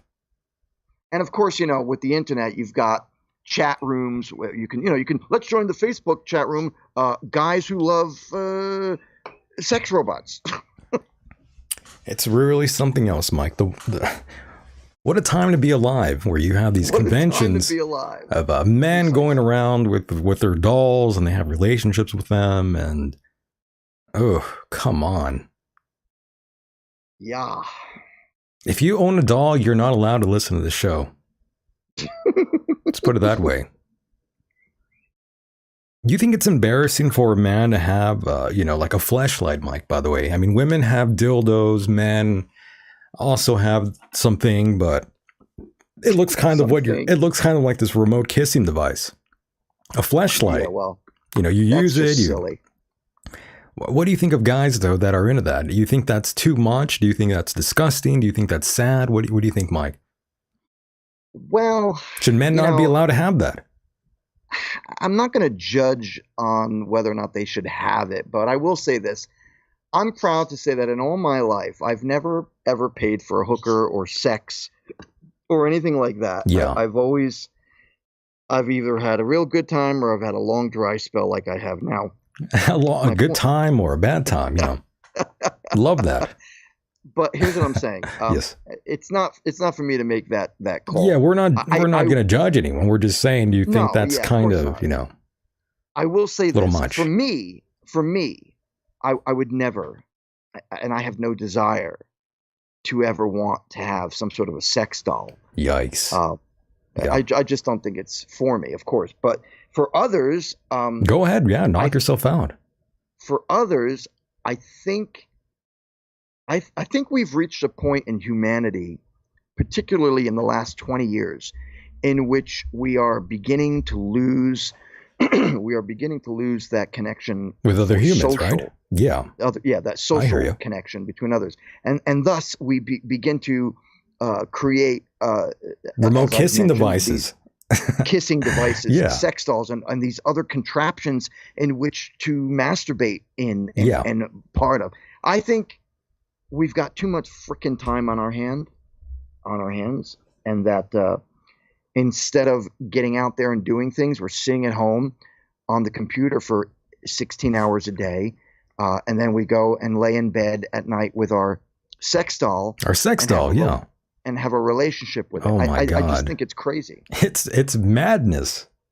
This is madness, but what a time to be alive that we're actually seeing humanity merging with machine. That's what's going on. We will merge with machine. We will mesh with machine. People like Michio Kaku also talked about that years ago, that man one day would be able to download the human brain, the memories, the everything into a machine, Mike. And I think these times are already here almost. I think so too. And as I was just saying, this new wave of people that we have who are losing the ability to be social with other humans. This is how a culture dies. This is how. This is like Rome, Greece. These are how empires fell. Once you got too comfortable. Yeah, once you get too comfortable in your surroundings and you're no longer prepared for an invasion or to fight and protect your land or whatever it may be, that's when you get taken down. And I sincerely believe that's where we are right now in the world, at least in this country. I still think it's a wild time to be alive, Mike. A wild time. And you know what, to be honest with you, I would not feel embarrassed by knowing anyone who actually uses one of these things, like a flashlight or remote kissing. You know what? I take it back. I'm not embarrassed by it. I don't think you should stop listening to the show. If this is you out there with a sex toy and all that, you know what? Who am I to judge? Go ahead, bang your sex robot, bang your flashlight, put your penis in the mouth of this remote kissing device. It's all good. Don't worry. It's all good. Go out and have fun. Live your life. You know, you think they'd come up with something a little bit more useful instead of a kissing, whatever the hell you call it. Right? You got to admit, that's the weirdest thing you've ever probably seen, Mike. It is. You hook it up to your phone? I'm just saying. I mean, Mike, that is all the weird. Technology we got to come up with a kissing app. I mean, it's so stupid. Well, Mike, you know, if you're in a long distance relationship, you want to hook up your cell phone to a kissing device. You know, maybe your girlfriend or boyfriend, you know, they'll be like, yeah, give me a little kiss or give me a little kiss on the penis. It's all good. Oh, come on. It's so I had silly. to get it in there. Sorry. I mean, think about it. Before this thing was invented, for 30,000 years, guys have been whacking it off, as well as women been flicking the switch forever. Forever. Yeah. And now all of a sudden we need some rubber lips on a phone to make us feel better. Come on. Oh, we gotta love the Asians. I do. I love Japan. Gotta love the Asians. I mean, they are sexual deviants in nature. Oh yeah. If you go there to Japan, you know, you could even buy like used women's underwear on the corner. Not different than here. Where do we see that? What about that girl in Vegas? What about that girl you used to have on the picture of her, that blonde, the cute little blonde, who would sell her bath water? Well, yeah, but that's just someone who was trolling. Oh. But other guys out there, that's a whole different thing. I just think, I don't know. We're losing it, man. Society. You think we're going downhill? And I blame the internet. I sincerely do. I blame the internet too. I think it's ruined everyone. Yeah. Yeah, I blame the internet. It's really just screwed up everyone's head. That's why I say, Mike, that everyone has a form of autism. Those of you out there who hang around on the internet and listen all day, all night to all these things going on, I think you do develop a form of autism. I'm not saying you're a retard. I'm just saying, you know, you're going to pick up these traits that are kind of like a retard. Yeah, and the first one on the list is the ability to socialize with other people properly. That's right. You know, I've said this before. I go to the supermarket or I go somewhere where some kid is checking me out, you know, on the register, and I don't even get eye contact with them 90% of the time. They don't even look at you. Yeah, they don't say, you know, They don't give you your change or say, thank you very much. No, it's just they give you your change. They don't even talk to you. They completely have lost it. Yikes. People have lost their minds. And someone in the chat says, I have 3 jugs of something. I can't really even read it here. What does this person say, Mike? I have what? He says, I have 3 jugs of Sir Red Stewart's piss. Oh, well, good for you. Yeah, good for you. We're glad that you have piss jugs. Are you a truck driver? Is that where you developed this? Your parents must be very proud of you. Can you imagine you go to your son's house and he has piss jugs by his computer? Can you imagine? Oh, God, no. Wow. I wonder, could that be any better than the jars of like dead animals that I have, or skulls, or bones, or, you know, pelts? I mean, the things that I've found. Is that weird? Like, is it weird for me to have a human skeleton? Well, not really. Is it weird for me to have a human skeleton in my back room? Or would it be better for me to have jars of piss? Well, whatever is your poison, Mike. I mean, some fathers out there, they go and look underneath their daughter's bed and find, you know, containers of vomit. What? Yeah. What are you talking about? I'm saying there's things you could find that are pretty bad in any kid's room if you're a parent out there. I mean, look under your your kid's mattress under their bed, and you'll probably find things you don't want to see. A lot of women out there, not a lot of them, but some of them in those early years of teenage life, they want to be really slim. They start purging, throwing up is what I'm saying. It's something you got to look out for. Oh, wow. Yeah, of course. It's pretty damning. But yes, I could not imagine being a parent and seeing a remote kissing device or a fleshlight or, in Mike's case, a skeleton of a dead animal. I actually have a human skeleton in my back room. Well, I'm glad you haven't killed anyone, Mike. No, I've never. I'm glad you're not Jeffrey Dahmer over there in New Jersey. At least no one I know of. Yeah. I agree. Well, Mike, you're not the only one. I do wish death upon a lot of my enemies. That's true. Ooh. I'm not going to lie to you. I'm not perfect. I'm not someone who's better than any of you out there. I know it's not nice to say that, but yeah, there's plenty of people I prefer them to be underground. Yeah. I don't give a shit if that offends anyone, by the way. I'm just being honest. I got to say to Anthony, who just made a comment out there, because I have seen it too many times, so I do not blame people for being reluctant to form relationships in any capacity with someone they don't know, especially in the cities. Now, if I may just say, Anthony, I feel the same way. I am at a point in my life where I'm actually frightened of having to go to a situation where I could meet a woman and talk to her, because I'm so concerned that this person would be, like a woke person. Ooh, or would give me a hard time about the way I my truck driver mouth. I don't even want to deal with that anymore. So yeah, there's that, but that has nothing to do with the way things are operating as a result. Well, maybe they do. I was going to say as a result of the internet and social media, but I kind of think it does, because once you get caught up, it's a bit of everything. Yeah. Yeah. Once you get caught up in it, then you become this online critic / journalist who, you got your opinion on everything. And suddenly anybody who doesn't agree with you is on your shit list. Yeah. And you want to kill them. Yeah, maybe. Well, for some cases, not me personally. That's a whole nother issue.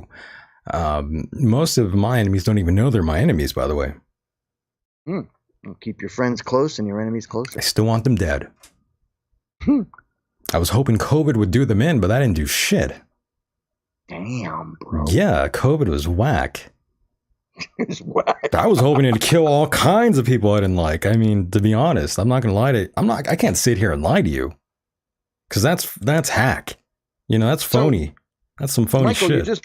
You just brought something up that I have to talk to you about. Oh my God. Now, you just mentioned people dying of COVID. Yeah, I'm hoping I'm hoping more people die of COVID. And have you heard about all these things that let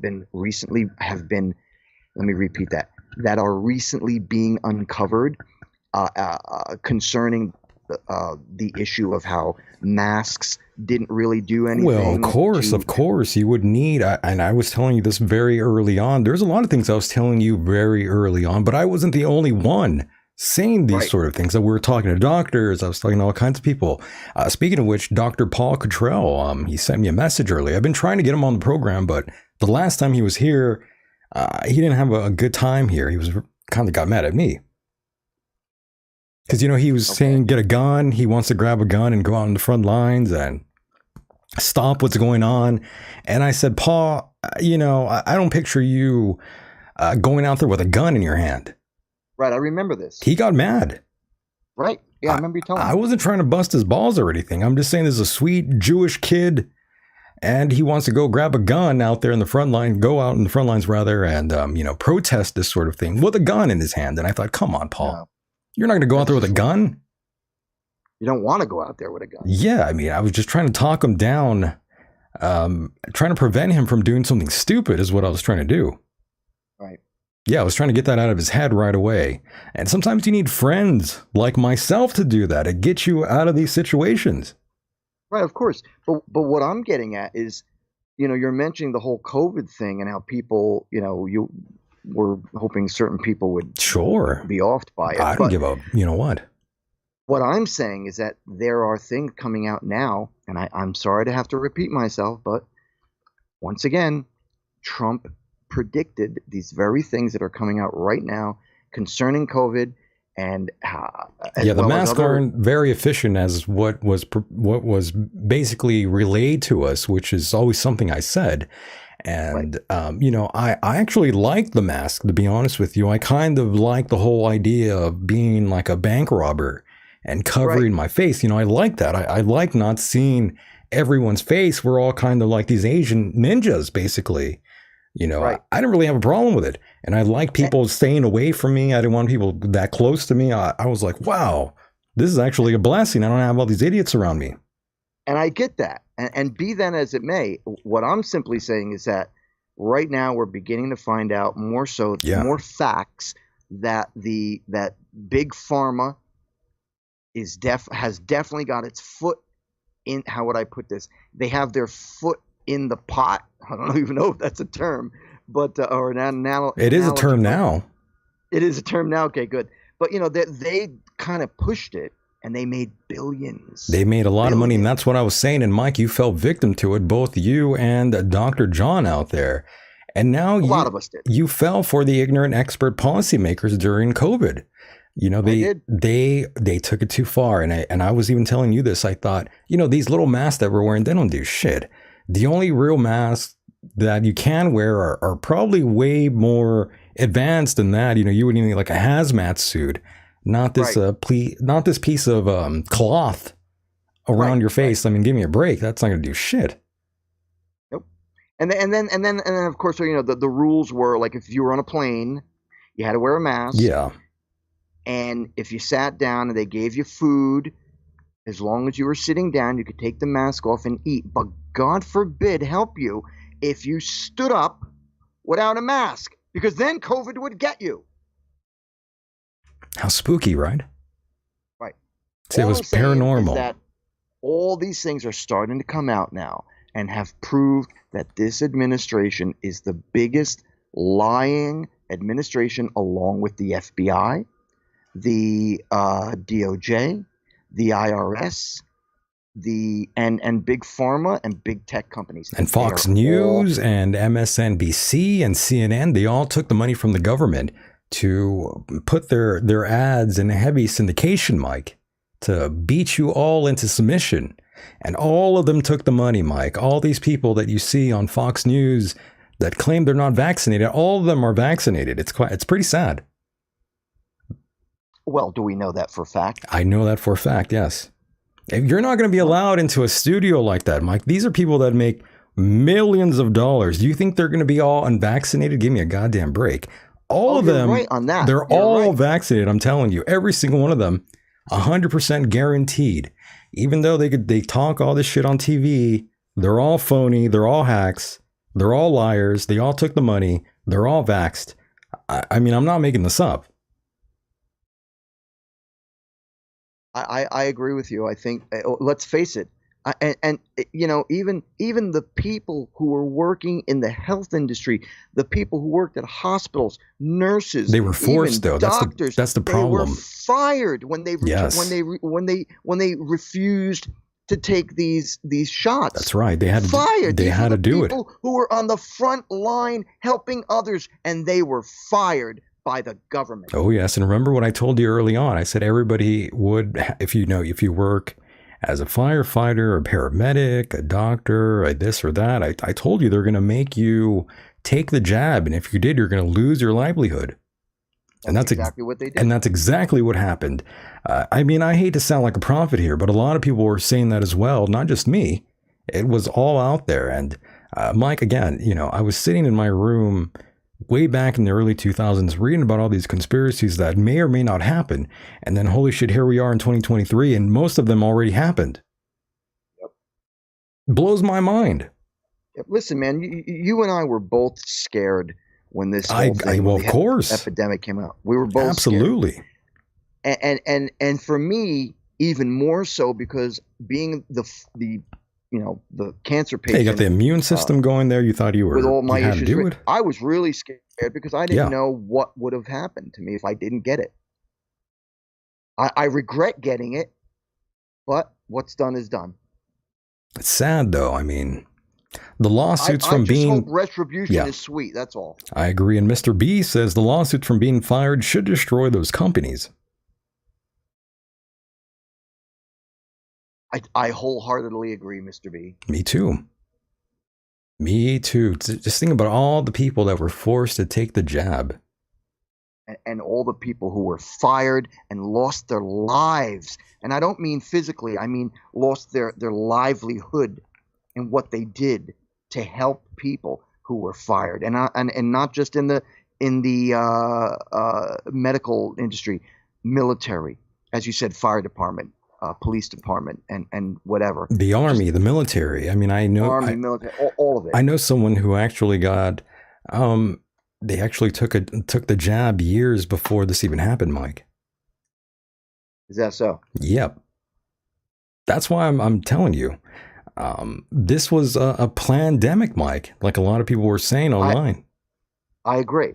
However, the plan, in my humble opinion, came from China when they let it loose.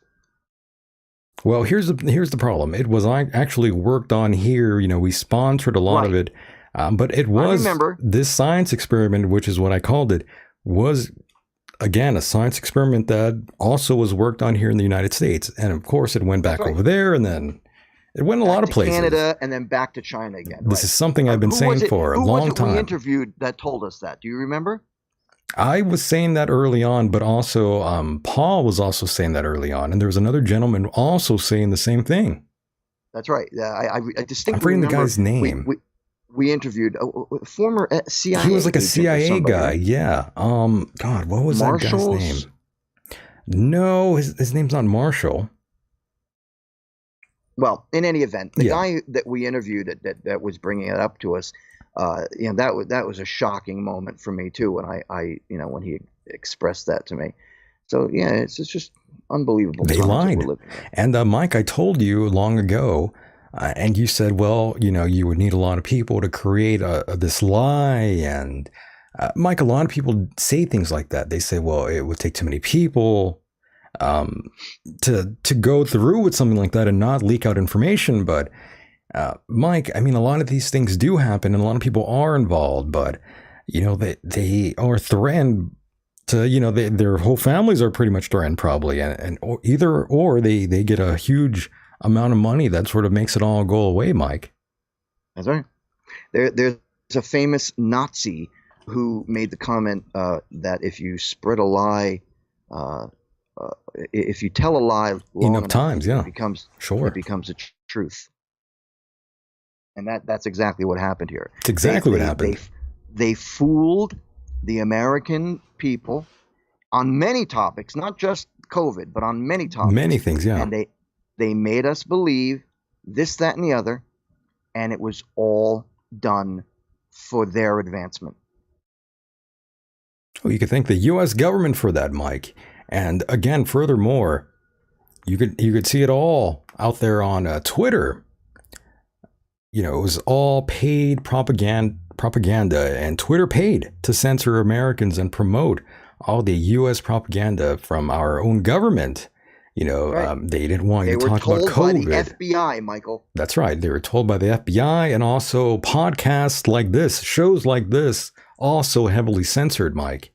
And there's more of it that is coming, by the way. In what, censorship or and censorship in terms of shows like mine, shows like ours, rather. These shows that we're doing here, pretty much they're going to be censored by artificial intelligence. That's also a new story that is out there right now. And of course, I was sent that article by our friend Robert Stanley, who I did a Patreon show with. If you haven't heard that episode yet, go ahead and sign up over on patreon.com/Michael Deacon. Check out the show with Mr. Robert Stanley. He hasn't been on the program since about 2017, I imagine. And wow, Mike, I don't even know what to say about that interview. This is why I hate AI.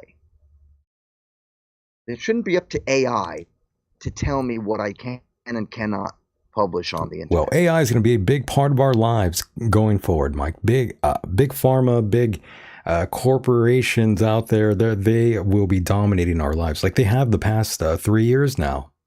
Yeah, that's why I hate them. Big Brother, Big Pharma, ruining AI your is life. one of the biggest concerns we have for the future, because let's face it, people, and I'm not going to be silly when I say this, but I'm going to use it for an example. We all saw Terminator and how AI becomes this self-aware computer, and begins to realize that humanity is not worth its weight on the earth, and eventually it dissipates, or I'm sorry, it eliminates humanity. What I'm saying is that you've got people that are creating artificial intelligence, which is going to make decisions upon its own on what it feels is good or not good for humanity. And I'm sorry, I am 150% against this action. Absolutely. AI is not good. And as Steven said, they will use deep fakes to put words literally in your... I can't really read that message here. Okay, now I can see. Yeah, they will use deep fakes to put words literally in your and mine mouth so they can cancel us. That's what Steven is saying. And exactly, there's been lots of deep fakes out there, Mike. And that's when they use AI to sort of use your own voice. You know, they have this technology now, Mike, that, you know, they could put a video up on anyone and make them say whatever in their voice and their tone, their essence. Big mistake. Huge mistake. This is not the route we should be going in. But lots of companies are definitely on board. Artificial intelligence is taking over, boys and girls. They will even be taking over the airwaves. There will be AI radio shows out there as well. I was seeing a video as well just recently. Everything is artificial intelligence, Mike, nowadays. Not a smart move, because you do need people to do a lot of these things. Yeah. You need a human there. Can't just rely on machines. And Big mistake. The movie Terminator sort of put that in there for us too, to warn us what could happen. And you know, that movie came out in 1985. I remember seeing it in the movie theater. And who would have ever imagined that they were in some way almost a certain amount of truth to the element of that story? There's some truth there, yeah. It's definitely a warning for what could happen. But yes, this whole digital era is here, though. Digital ID and social credit scores, like Mr. B is saying here, yes. And, you know, your smartphone, also another thing that tracks us constantly. And even your phone in general, your house phone. I mean, it's been pretty bad since the beginning, Mike. We've been spied on for a long time. Right. It's terrible, really. And, you know, we're just talking about movies a while ago here, Mike. And again, I was just watching another movie with my old man a few days back, Mike. Right. What were you watching? Well, I was watching a movie called Knock at the Cabin. Knock at the Cabin, Mike. This is a movie that was being heavily promoted and heavily pushed. And yeah. Well, Mike, how was it? Let's just say we didn't watch all of it. Okay. Here's the premise. While vacationing at a remote cabin in the woods, a young girl and her parents are taken hostage by 4 armed strangers who demand they make an unthinkable choice to avert the apocalypse.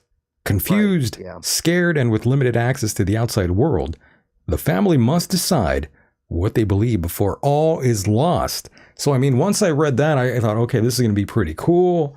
I might want to watch this. And then I watch it, and sure enough, there's an Asian girl with 2 daddies. I thought, okay, time to stop this movie. And me and my dad turned it off right away. I thought, we're not going to waste our time watching this shit. And I should have known better. They were pushing this shit so hard. I should have had some common sense and said, you know, they're going to do it again. They're going to push this weird sort of agenda and try to normalize all this.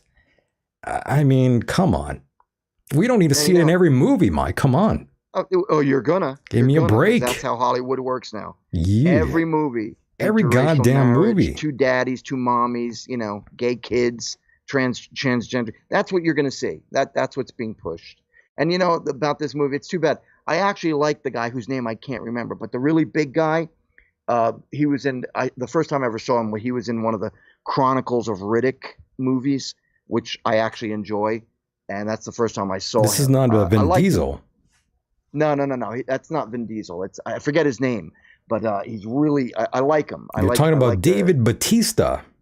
Is that his name? The former pro wrestler back in the WWE, yes. Yeah, I saw him in one of the Chronicles of Riddick films, and I really liked him. I don't even know if I've ever seen that.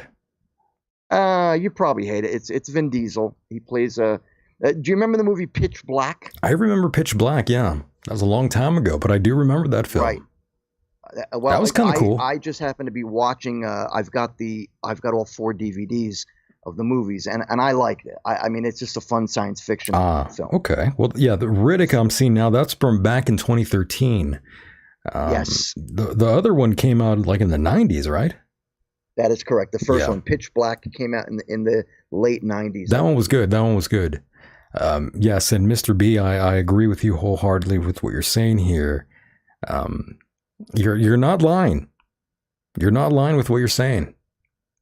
Right. And it's funny because that 7%, they're pushing it on the rest of the country like they don't have any say whatsoever. Like for some reason, somehow we didn't give anything to the homosexual community. I don't have an issue with interracial dating or anything like that, by the way. Just for the record, I don't want people to think that, oh, you're against this, you're against that.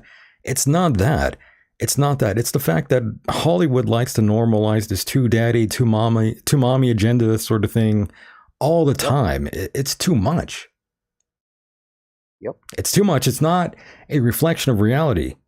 I mean, I see it in commercials. I see it on television, in the movies, in advertisements, in magazines. I mean, it's just everywhere, and they make it like it's the norm. Like it's the new norm. The norm. Yeah, I don't know what it is. It's just, I don't like it. It's just a little too weird for me that Hollywood likes to do this too much.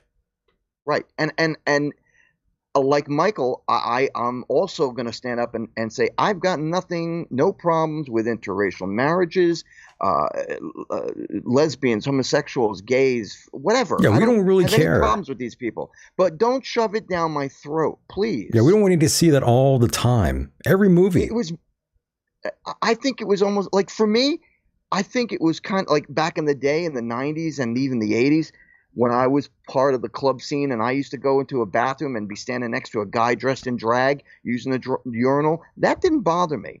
But don't tell me you have to have a completely separate bathroom for them. That's a little much. It's too much. And that's what they're doing. It's a little extra. They're a little out of pocket, as they say in the streets. Disgusting, Mike. And then you have incidences like that high school kid who told everybody, "I feel like a woman." So they actually I feel like a woman. Him, huh? I said, I feel like a woman. Yeah. I just got my period right now, Mike. They actually allowed him to use the girls' locker room. Wow. And eventually he ended up raping a girl. And it's interesting because he had already been sent from one school to another. Wow. And the first one kicked him out because he raped a girl. Because he raped a woman. Was he on his period when he raped the woman? No, but I'll bet you he was feeling like a man, even though he was dressed like a woman when he did it. Dude looks like a lady. Dude looks like a nutcase. Dude looks like a homosexual. Can you imagine, Dude Mike? Looks like he's confused. Mike, I have gay friends and, we've had these discussions and I asked them about, men that actually have their genitals removed. And even they were saying that's too much. That is crazy. No doubt. And these are homosexuals. These are real gays, by the way. These are gays that go to Palm Springs, okay? These are real homosexuals. And even they were a little put off by the whole, chopping off of the wang.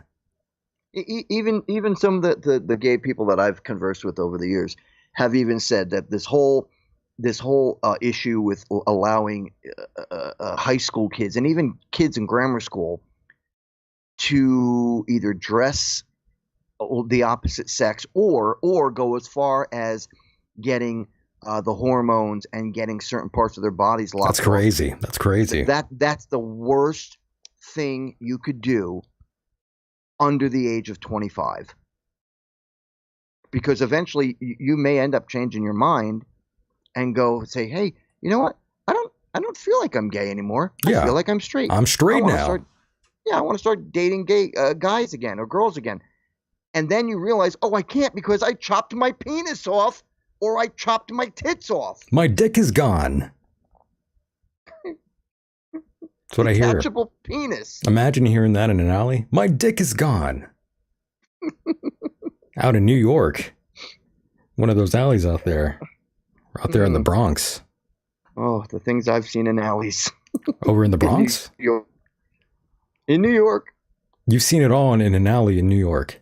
Oh, goodness. You got to tell me a story. You got to tell me a story now. I want to hear it. Did I ever tell you that the one night? Oh, my God. I was at the Limelight in New York City. I went there to see a show, and after the show was done, the main hall clears out, and it becomes a dance floor. I mean, the Limelight was huge, but the main floor was where the original church area used to be, and that's where they had the concert. So eventually, when the concert was over and it cleared out, that's where you were able to dance. Now, there was a second floor balcony that went around the entire dance floor, and then even a third floor balcony, but it didn't go completely around the dance floor. And I used to love roaming the corridors and the rooms of the Limelight because there was so much to it, and you'd always find something new. And I remember I went up to the second floor balcony in the main room, and I'm walking around and I come to this bench and there's two people having sex right on the bench. Ooh. Yeah. They're just living life. Living life, banging it out on the streets. Yeah. Not even on the streets, on a bench. On a bench. In the Limelight. Yeah, they're living the American dream. Everyone's dreamed of just banging out in public like that. Well, at least not me, but a lot of other people. That wasn't even some of the strange things that I encountered. That was normal. That was oh my God. That was like an every night at the Limelight. What I'm getting at is like, as I said, being a performer and being part of that scene. You were pushing the limits. Yeah. I was around a lot of people, particularly cross-dressers, mostly men, who would dress up as women in a very extravagant way as a performer, as a performance as artist. a club kid. Yeah. And I could appreciate it. I used to talk to many of them, and I would always go up and say, "Wow, you look fantastic. You look really amazing." And I got a smile, and we had a good time. But now it's at a point where there are certain parts of the gay community that are pushing up these so-called rights that they need on us, as if they're not getting any rights at all. And I just don't see it. Is it time to contact Michael Alig again? Michael Alig is dead. Well, he's alive in my heart. It'd be pretty cool if we can get him on. From the afterlife. As dead as he is. As a joke. Yeah, he died back in 2020, by the way. Yeah, that's right. Was it 2020? Yeah, it was back in 2020. Dead at 54, by the way. And he was here on this program, I would say back in like 2017, Mike.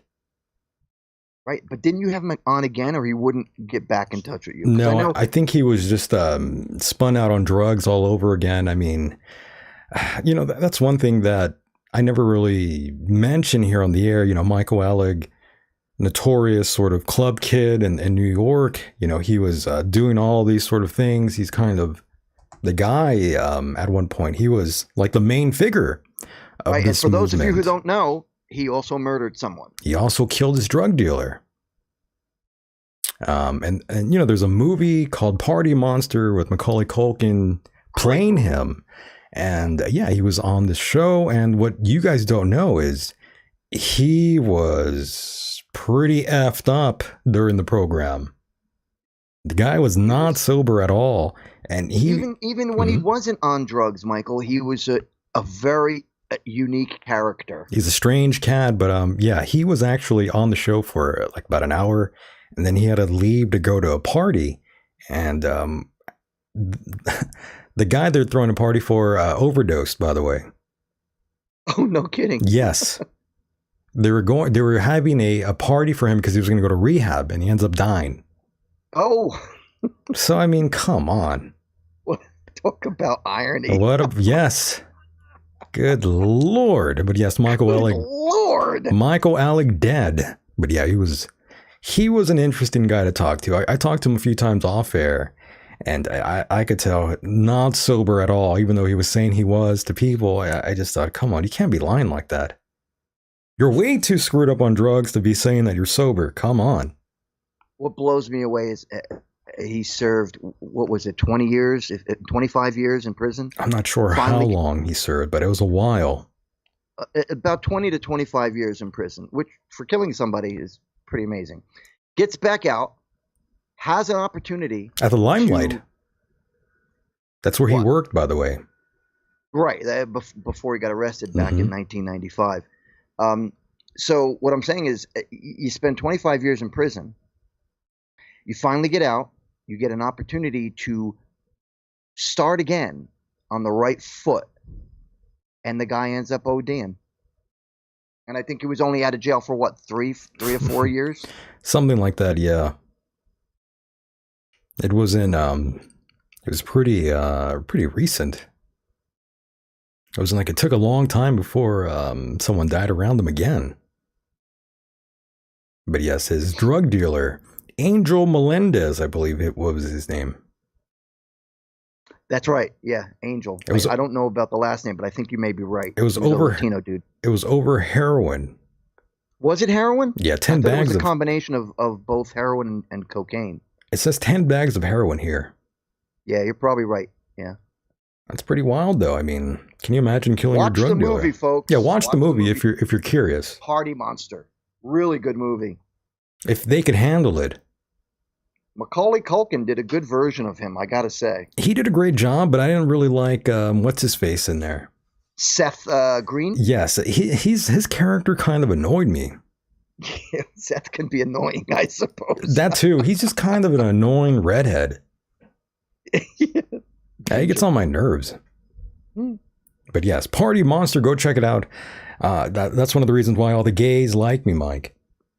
Is that so? Yeah, they're like, you interviewed Michael Ehrlich, and they're all happy. Yeah, so they think I'm some sort of like legend now. The homosexual murderer. Yeah, all the gay people that I've ever met, they find out about that interview, and they're like, oh my God, Michael. I'm just like, oh, okay. That's fine. But yeah, go watch the movie. If you have not done so, if you're curious about all this, go ahead and check that out. If you could stomach the movie, I don't know if you can, but go ahead and try that. It's probably a lot better than Knock at the Cabin or whatever it's called. Stupid film. It's a dumb film, I'm telling you. What a waste of time. But, me and my old man didn't waste any time turning it off. Let's put it that way. If I may jump in there, Mike. I may make a comment. Go ahead. Speaking of movies, tomorrow, March 4th, will mark the 101th anniversary of the original black and white silent classic film known as Nosferatu. It was released on March 4th, 101 years ago tomorrow. Oh my. And you're excited for that? I am, and I'll tell you why. If any of you saw the movie called The Witch by Robert Eggers, came out I think in 2016 or 15, I don't know. Great movie. It's one of my top 5 horror films of all time. Anyway, Robert Eggers has done a couple films since. He did another one with William Dafoe called the Lighthouse, which is a The Lighthouse. Great film, psychological thriller. And then he did another one that you may be familiar with called The Northman, which I watched. I wasn't too excited about it. Nevertheless, he allegedly, or not, I shouldn't say allegedly, he is going to be doing the remake of the original black and white silent film Nosferatu. There has only been one other remake of the original film, which was also went by the title of Nosferatu, which was a German film released back in, I believe, in the 80s with Klaus Kalinski. He's a Jew. So yeah, that film was made back in the 80s, and now Robert Eggers is going to do the second remake of Nosferatu, which I am extremely excited about, because Nosferatu is one of my, again, all-time favorite black and white silent films of all time. He's your fave. He's my fave. That's all and they I really like the way Robert Eggers, the way he directs in films. The Witch was one of the greatest horror films I've ever seen. I'll have to watch that. You've been telling me about it. I guess it's time to get up in there. Absolutely. I know it was on Netflix. I don't know if it's still on, but I mean, it really scared the piss out of me. Well, while you are anticipating this release, I'm also wanting to watch the Jared Fogle from Subway documentary.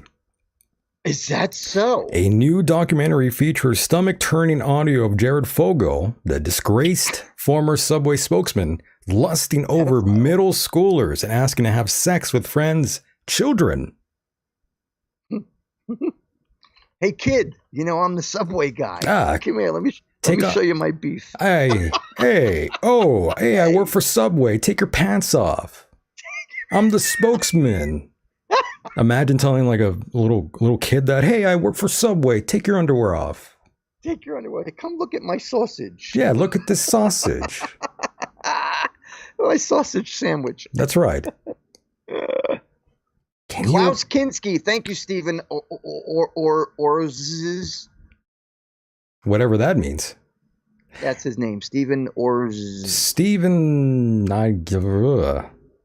And he said it was Klaus Kinski who played Nosferatu in the remake film, the German remake film in color back in the 80s. Very nice, very nice. But yes, I do want to watch that documentary and that movie. That's something we could all watch, boys and girls. We could watch Jared Fogle, and we could watch the horror movie. And Mike, I didn't think this guy was a pedophile when I first saw him doing the whole Subway thing. He looks like such a normal, dorky, he looks like nothing really, like someone you would just pass by. Ding, ding, ding, ding. That's a sign. That's a sign. But yes, a new documentary detailing how Subway pedophile Jared Fogle was caught. I believe this airs March 6th, I believe. And Fogle, really? Where? I'm not exactly sure where. Let me look through here. Where? Is it a movie, or is it like it's going to be in a movie theater? No, it's not going to be in a movie theater. It's just going to be. So it'll probably be on like Netflix or something. Maybe. Right? It says which airs HBO. On ID. What the hell is ID? Independent? I have no idea what ID means. But identification? But that's what it says in the documentary, which airs on ID. Who the hell knows what that is? On Monday, March 6, 9 p.m. Eastern. Herman describes Fogle telling her about how he had sex with underage sex workers in Thailand. Not surprising. That's the place to go. That's the place to go. And that's why a lot of these radio guys, they go out there to Thailand or the Philippines and, they're banging underage kids. It's a mess. It's disgusting. It's disturbing. It's embarrassing. So anytime you see a guy go out there, just shame them, embarrass them, humiliate them, just for the fact that they went out there, that means they like underage kids. Do what you can, boys and girls. Do your part. Do your part. Shame these people. Like Maxine Waters says, don't give them any opportunity to get away. Exactly. And that's what Jared was doing. He wasn't wasting no opportunities to let them fly by. Wow. Yeah, that's Jared, that piece of you know what. He's a bad man, Mike. I'm actually really interested in watching that. I'm going to watch it. I'm disgusted by this guy, so I got to watch it on ID, whatever the hell that is. I got to ask, network. when a film like this comes out, I'm assuming they have to get the permission of, in this case, Jared, to tell his story. I mean, you got to ask yourself, how does that make you feel if you're guilty of such a crime? By the way, ID stands for Investigation Discovery. Oh, okay. And that's owned by Warner Brothers. So what does that mean? Is it on cable? It might be somewhere out there on cable or on the internet, on the interwebs. I was going to say the internet, but on the interwebs. Yeah, the interwebs. Go check that out. Look for this documentary. It's going to be a good one, I promise. Just look at that scumbag on your screen there. He just disgusts me, Mike. There's another guy who you can't stand who's got a movie coming out this month as well. Oh God! And it's called Renfield, and it's actually a dark comedy about Dracula. But the guy playing Dracula is Nicolas Cage. You claim I don't like Nicolas Cage, but I actually do. Oh, do you? Yeah, oh, okay. I like him. Then I take that back. He's sorry. He just comes out in a lot of weird movies, but I like the guy. Well, this movie, to me, looks completely fun. And Okay. I'm really looking forward to watching it because, as you know, I'm a horror fan. So this looks fun. You're a horror fan. Dark comedy. Yes. Pardon? I said you're a horror fan. Horror. Yes, the horror films. Very popular stuff. But yes, Nicolas Cage, not so bad. We'll take a look at that one. We definitely will. And Mike, we're getting close to the end here. Yeah. Can you imagine how fast that went by? Have you, real quick, have you heard of any other balloons being shot down? No, I have not heard of any balloons being shot down. I heard of dogs being shot or being hit with a pickaxe. You know, these pit bulls out there attacking all kinds of people. Oh my goodness. Yeah, I mean, I even saw a pit bull just a few days ago dragging some 120-pound woman across on his leash. Oh, isn't that nice? Yeah, and I thought, yeah, you're really gonna protect any little kids after your dog starts attacking them randomly. Damn. Yeah, I mean, well, these dogs are strong.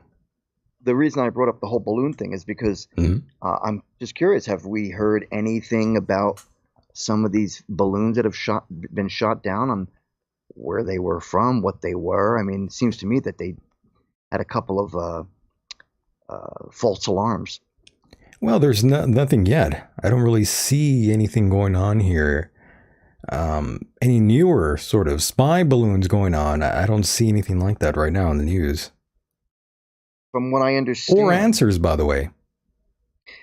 From what I understand, one of the main reasons China has been sending out these spy balloons, and it's not just America, it's other countries as well that they're doing it to, is for several reasons. Number one, to make sure that they know where. Now, mind you, we're in a bit of a conflict here with China as a result of them wanting to take Taiwan back and already having taken Hong Kong back. And what's happening is they are strategically checking out military bases and places of importance in these other countries. In addition, it is my understanding that they were also testing these balloons, which were carrying satellites the size of a bus that could actually carry weapons of mass destruction without being completely detected by radar. What do you think of that? I don't think anything good of that. I think that's terrible. But yeah, that's also a possibility of what can happen. You know, you just need a balloon to go up there and set off some sort of EMP. Right. That was another comment that they made. That you could hang an EMP from one of these very large balloons. That's all you have to do, and you wipe us off, and it won't take too long before we go insane out here. Americans will lose their minds once the power goes off. It's no secret. Oh my God, yeah. The whole younger generation they wouldn't know what to do. Yeah, you wouldn't know what to do. No secret about it. That's all a country has to do. To be honest with you, it's terrible, really. But hold on, really quickly, Mike. I saw something. I just scrolled by here in the chat.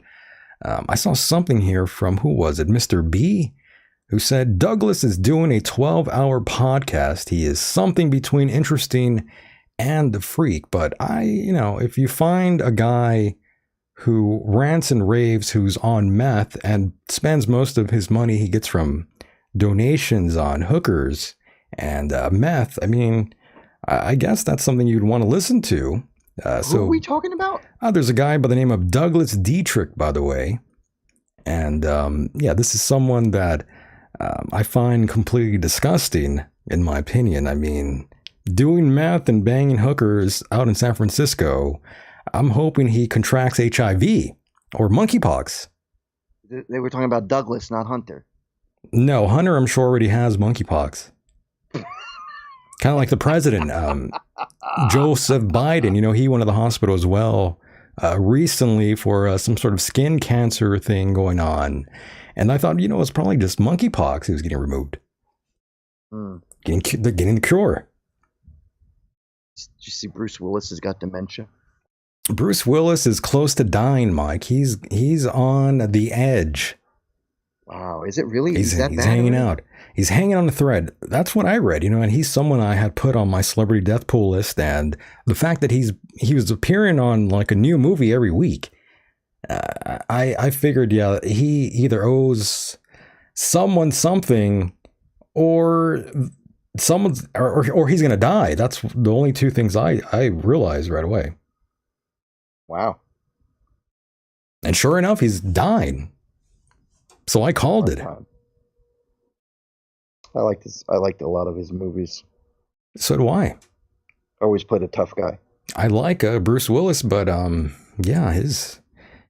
man might die, Mike. Yeah, we're all headed that way, Michael. We're dying every day. I mean, I almost died a few days ago.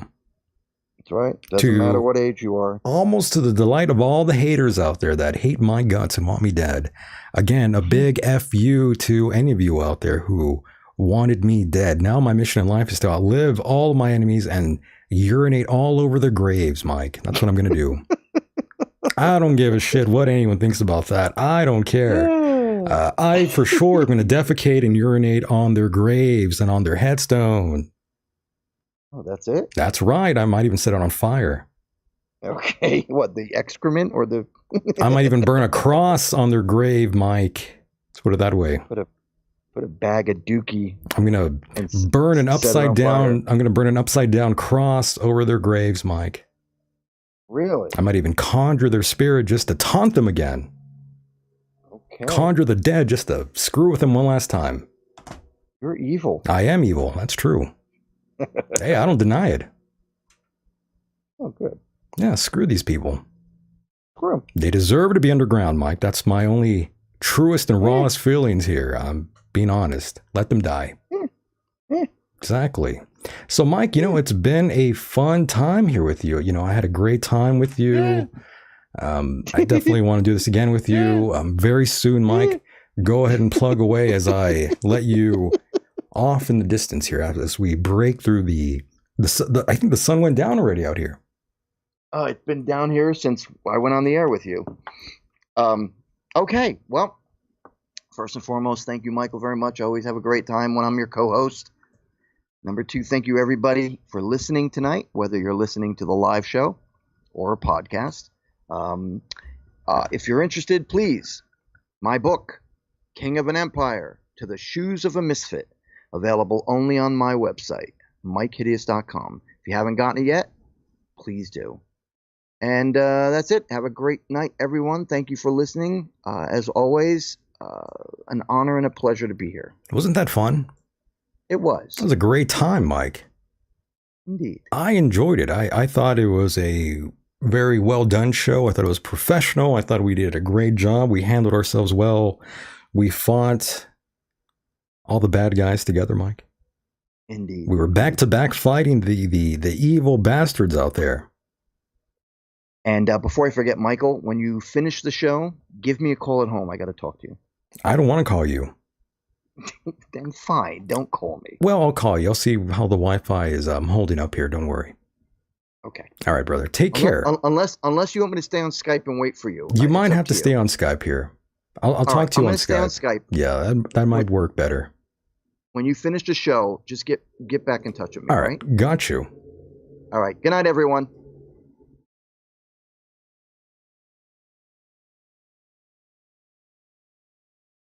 And there he goes, boys and girls. That was my co-host, Mr. Mike Hideous. That was a great job by Mike. And of course, all of you out there in the chat room, great job. I see you guys out there. I want to thank all of you out there for hanging out with us here on a Friday night. That was fun. And of course, go check out the Real Deal Media with Mr. Dean Ryan over on Rumble later on here. If you are still behind your computers later on tonight, go definitely check out that show with Dean Ryan. Probably you might even hear Mike on that program, might even hear me. I don't know. Maybe not. It depends. The internet out here is not where it should be. So we'll see. Once again, if you want bonus content of this program, please go to patreon.com/Michael Deacon.